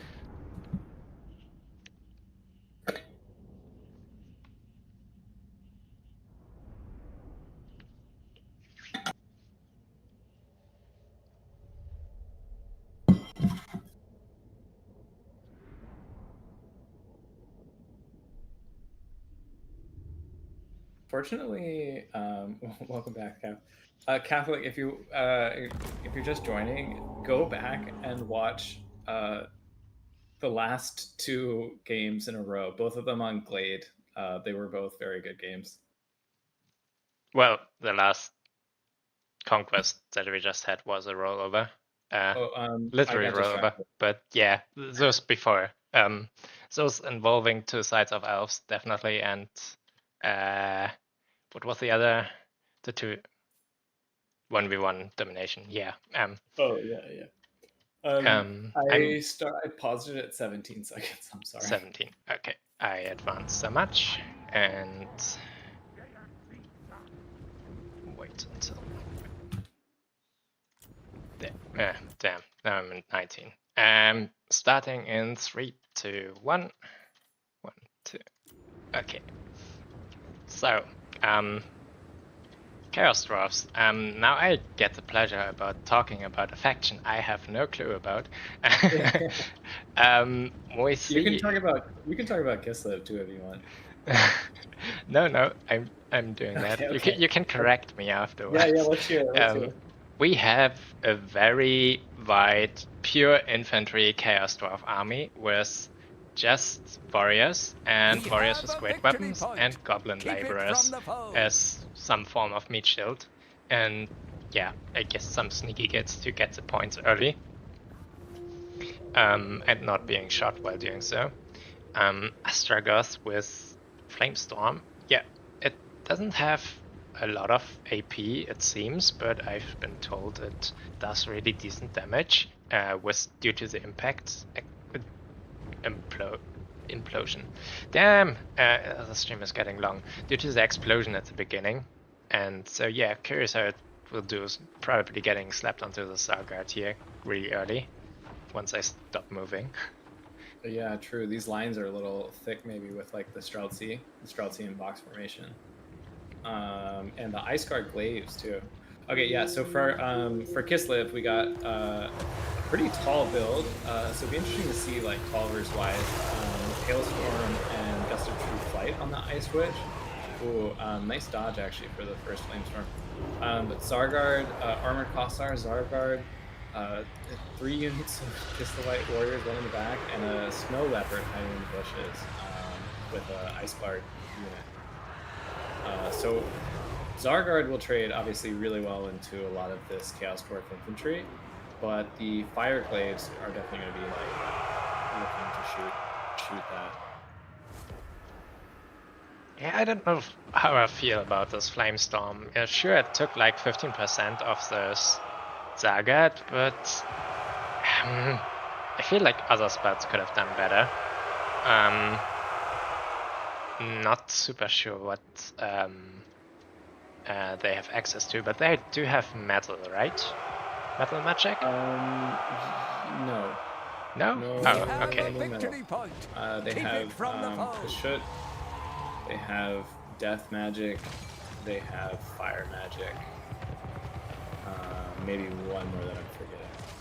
Okay.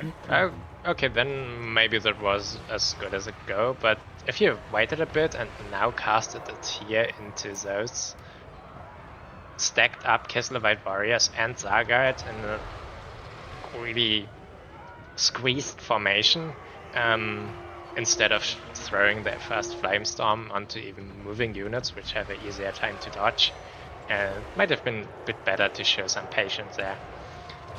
What do we have here in the back? We have a Snow Leopard going after... Flamestorm coming down on the Streltsy, so we're going to see the like best case scenario for it.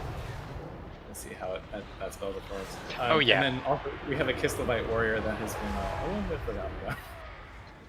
But, oh yeah, the classic. You summon them off screen and give them order and they just don't obey.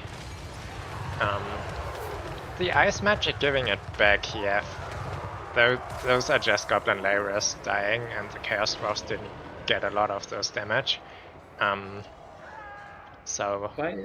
By the way, I think the Griffin Legion is going to be a difficult thing for Solo to remove unless he starts getting very soon Bull Centaurs out. Griffin Legion. There. Griffin Legion will have a fun time into a lot of this. Not quite chaff infantry, but pretty. Yeah, and those dwarves here softened up by the great weapon Zargards. Though I would have spared the extra time to actually move around and get into their back and charge there. Somewhere in the backfield, the Snow Leopard died to the Infernal Glaives. They don't have a lot of anti-large, but they still have good base stats, especially high melee defense.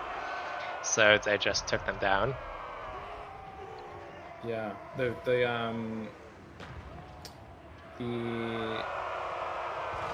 Ice Guard are definitely, or not the Ice Guard, the Fire Glaives are definitely a pretty big problem for the Kislev side right now. We're having a hard time jumping on those. and they're seeming to find pretty good targets. They're actually shooting at the Ice Witch now, who's maybe not fully noticed. Oh, yeah, she's moved now. Yeah. Well, Griffin Legion also kind of suddenly feels a bit lonely there.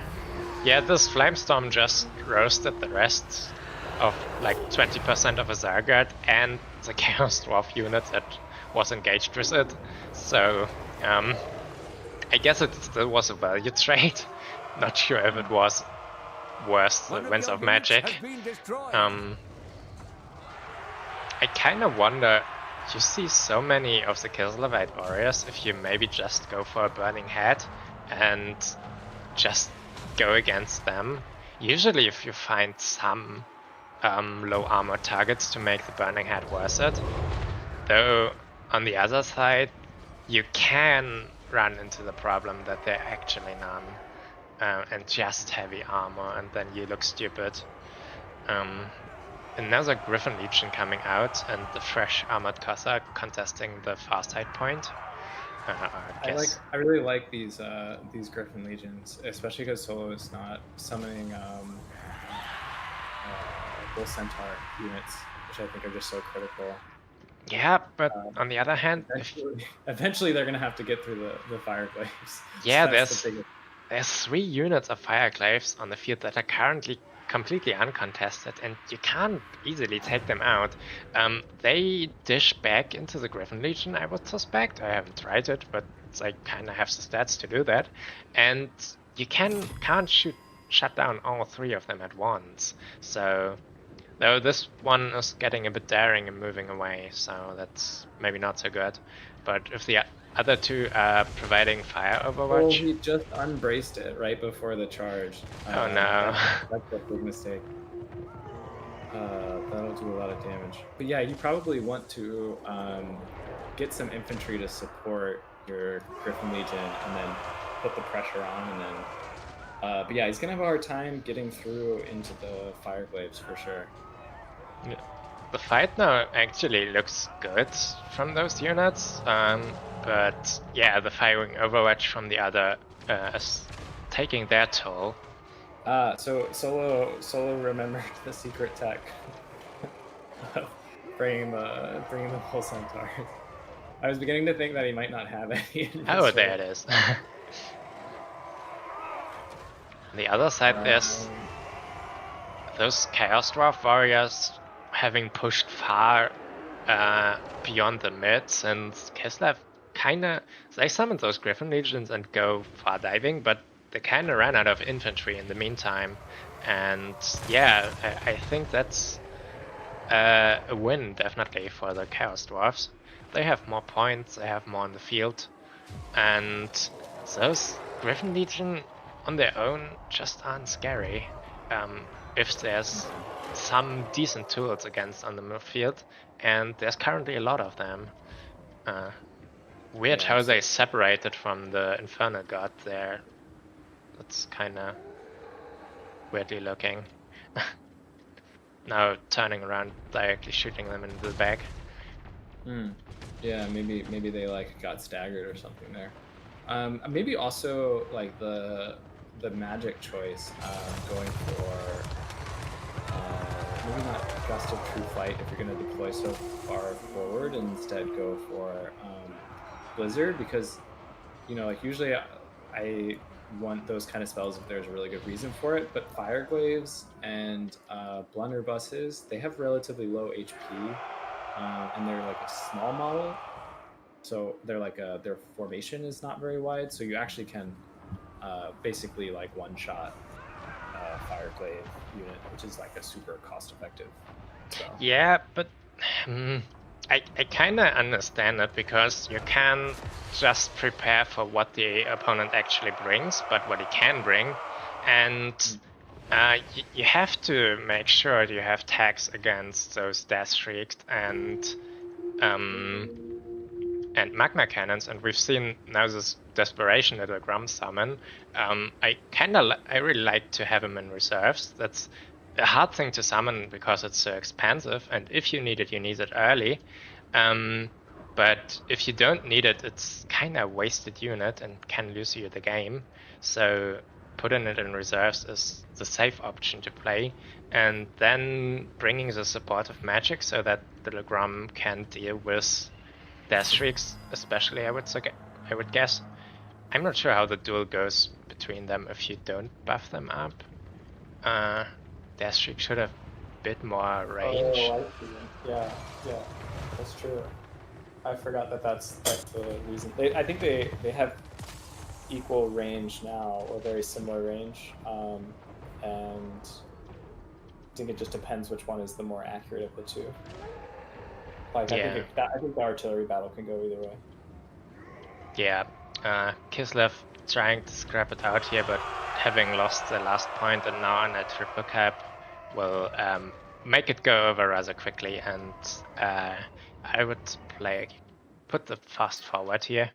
It's just kind of by now a question whether this I switch the dice or something. Little Grum ripping into those. No, it wasn't actually. What was the damage? Was it just the Cossars killing those bull centaurs? And this bit of stray fire from the magic? Interesting. Yeah, I think so. So good job to Solo, and yeah, this is definitely a matchup that I've been like toying with from the Chaos Dwarf side. So it was interesting to see the way that he approached it. And then yeah, maybe like if Yashkaf had deployed back a little bit, and then made his formation a little bit more concaved so that the Zargard weren't able to get like surrounded by the cheaper units. And I'm not sure about the Ice Guard glaives. Like maybe they're too expensive for like what they bring to the table. I guess Frostbite might be helpful against trains, so maybe that's part of the thought. But they themselves don't have AP, and they're vulnerable to artillery and magic, and kind of even for the train, if you can decide whether you want to slow it down or whether you want to kill it. And if you have a lot of killer units and one supporter is good, but if you have just another Streltsy there to hammer those things down, I'm not sure if the Frostbite is worth it. Then I would rather bring on the caster some slow. It's easier to fit it in there and cheaper. Okay, so one more? One last Conquest. We might now know what the result of this Clanwar is. First time pulling ahead by 2 points, and it's at the end where it's actually deciding already. So the last match between Olaf the Moose and Hammered Zebra. Yeah, I definitely have this one. I should have used your numbering system. That would have been good. I quickly edited the replay file names before starting the stream. Nice. Yeah, I got it. And I'm happy we don't have to play a tiebreaker match because I'm kind of spent by now. Me too. I guess casting 15 matches, you can expect the time it takes, but yeah. Surprising my voice didn't give up. So yeah. I'm loaded in. This was about how much time I expected this. Yep. I'm paused at 4 seconds. Okay, then. 1, 2, 3, go. Did I count up? I think all the other times I counted down. Anyway, we have Kislev here. No, that's not Kislev. Damn! Cathay! With a heavy shooting build with 3 Iron Hells and 2 Crane Gunners, covering the long range and the short range missiles. And War Drum, I kinda grown on those things. Their buff is kinda amazing, and it sticks around for so long, even if your harmony from the range unit gets disrupted. Then some Jade Lancers in the back, and the rest is let's call them filling material. Halberds and spears everywhere. I didn't even know that they had this much infantry. Yeah, and we have an Ancestral Warrior Summon and the Storm of Shadows. I love this spell, especially on the Dragon Blooded with a amulet that gives you mana back, so but isn't brought here, so I guess that was for the Cathayan side. And you can comment on the units that are already going down. Yeah, so for the Chaos Dwarves, we have a lot of dudes. Okay, done. we have a Bull Centaur Tauric, we have a lot of warriors, we have the Arawar warriors, we have one Infernal Ironsworn, and we have a Buna caster on the more expensive one, I think, the Bellator's, and then 2 Stern Cat. And so we're going for just volume. We're going for girth here. Sorcerer Prophet is getting shot a little bit by Iron Hails, maybe swooping in for a Buna. Bunas will flat out kill Twin Gunners. Yeah, there we see it. Yeah, I was just watching. This Crane Gunner actually walked a bit ahead because there's some elevation here and they couldn't get the line of sight and stacked up with those Jade Warrior Halberds. And then absolutely the Jade Warriors got massacred by the blasting charges from the Blazing Beards of Basharak. Yeah, trying to break through to the secondary. It's funny that these the peasants are actually holding a lot longer than I would have thought against dwarf warriors. I'm actually pretty surprised to see that. Yeah, those war drum buffs, and there's still, I think almost everything here has harmony still. No, okay, there's one flank is standing a bit behind, but those Infernal Ironsworn there, poor things, haven't even really made contact and are almost dead. Got shot by the train guns, and the summon of the Ancestral Warriors did way more into them than I expected. Getting like 300 value or something before the summon disappeared. Train gunners are definitely like outperforming my expectations of them, and the war drum giving both harmony and the melee buff. I guess that's like plus 16 to their base.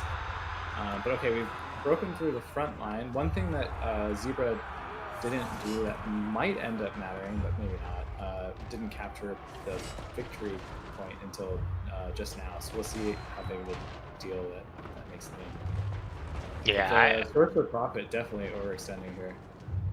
Oh yeah, also the poor Bull Centaur hero got absolutely massacred by the Iron Hells, since couldn't compromise all of them at once and still went diving. And the infantry is going a bit into the Chaos Dwarfs' favor, I would say. They now finally shoot through the soft parts of the front line, and only those Jade Warrior Halberds remaining. But it will be interesting to see if we get a second Buna out of the caster before he gets rallied off the field by this. Oh, very unfortunate. He tried to land and then was brought back up into the air by an attack order, maybe. So we did a little bounce. Yeah, and this Kasei cast are currently not accidentally casting some spells to heal the Sorcerer Prophet up. Which, I guess, if he gets healing from even one, he would win the fight against the Shugagan. So it's kind of brutal Lord. An unfortunate thing happened for the Chaos Dwarf, for Hammered. The Ironsworn somehow walked around or through the Jade Warrior Halberds to get blasted by the Crane Gunners. So a bit unfortunate in the... yeah. There's a surprising amount of shooting still online. 3 Iron Hells, and yeah, I guess a Crane Gunner, just a Crane Gunner is gun that got hit by the Juna. And yeah, there's not much you can do about that. Yeah, the second Crane Gunner too, not getting a Buna from the Deathcaster because he had to get chased off, I think will probably make a pretty big difference in this game. The unit's already paid for itself pretty nicely. Yeah, and now I think Good thought there. the fact alone that there's 3 Iron Hells are still online, I think if they just stack up, they kill everything on approach that tries to dare to them. They can't bridge this 90 range distance without getting, what does Turing call it? Last Samurai. Yeah. And so if you're the Grand Cathay player, are you avoiding casting any spells just for the sake of not healing? Yeah, but I also think you currently aren't just under need for casting spells. He probably he still has one ancestral summon, so he has still one very good thing in the back. But yeah, I guess not healing the Lord is more worth it currently, as you don't need slows or terror units. So I think army losses are either they're here now. So good games to everyone. Guess we can finish talking about this one and then some wrap it up. Yeah. Those poor Iron Sworn with only 100 value. Oh my! It was a nice move from Olaf with blocking them up with the ancestral summons. Yeah, one thing I really like is you can play some funny mind games with the spell combo you have there. You can first cast the slow onto something and then the ancestral summon so that they can't escape, because the summon time is kind of long sometimes. Or you can start the summon and then if the other side, for example, do cruise an artillery piece or something, then cancel the summon with a slow, and either just walk away or then after you had applied the slow, because you can't slow crude artillery, I think, then start again with the real summon. Some funny mind games there with canceling orders. Though I think I once managed to deploy it in an actual game. Yeah, looking at the values, the only thing that really did good was those Blazing Beards of Basharic, which massacred with the blasting charges, I guess. I think the Jongu War Drum is like an essential component. So I kind of was working with Hammered Zebra on this build.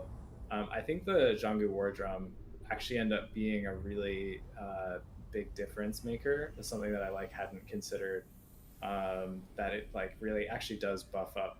Because remember, Cathay got a series of debuffs for their infantry, because I think with Harmony, they these units end up out trading dwarf warriors. So this is exactly that situation where now with the extra melee attack from the war drum, we're actually can trade relatively. I mean, Spearman trading up into chaos warriors is pretty crazy.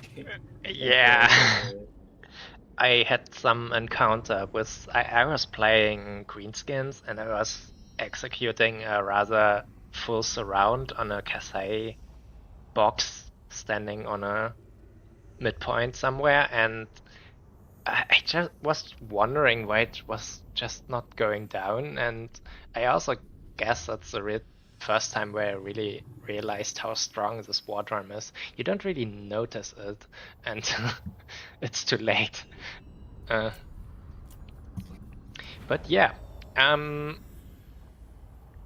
GG to all people having played. There were many great matches in here and I love to see them. And also just thanks for everyone participating, and nice that it all worked out so cleanly and no disputes and nothing along those lines. And yeah, great to see it and happy to do it again. I think we are currently in the process of planning Clanwar against VM. Oh, nice. I think, but yeah. Maybe we'll move on to easier opponents like RTK after this. I'm already in the talks with Duskman. Yeah. But If you need some mercenaries, the extreme mercenary team is there, just so you know. good to know. Thanks for the offer. And thanks to Leech Lord. Shout out to Leech Lord as well for helping make this happen, and you, of course, for streaming on your channel and initiating. I think that's the important thing, for making it happen. My pleasure. And thank you to everyone who played, for sure. They were really great games, and I enjoyed watching absolutely all of them, even the ones that we didn't win. So thanks, guys. Yeah, and I need to stop the stream here because my voice is finally dying. See you Next time.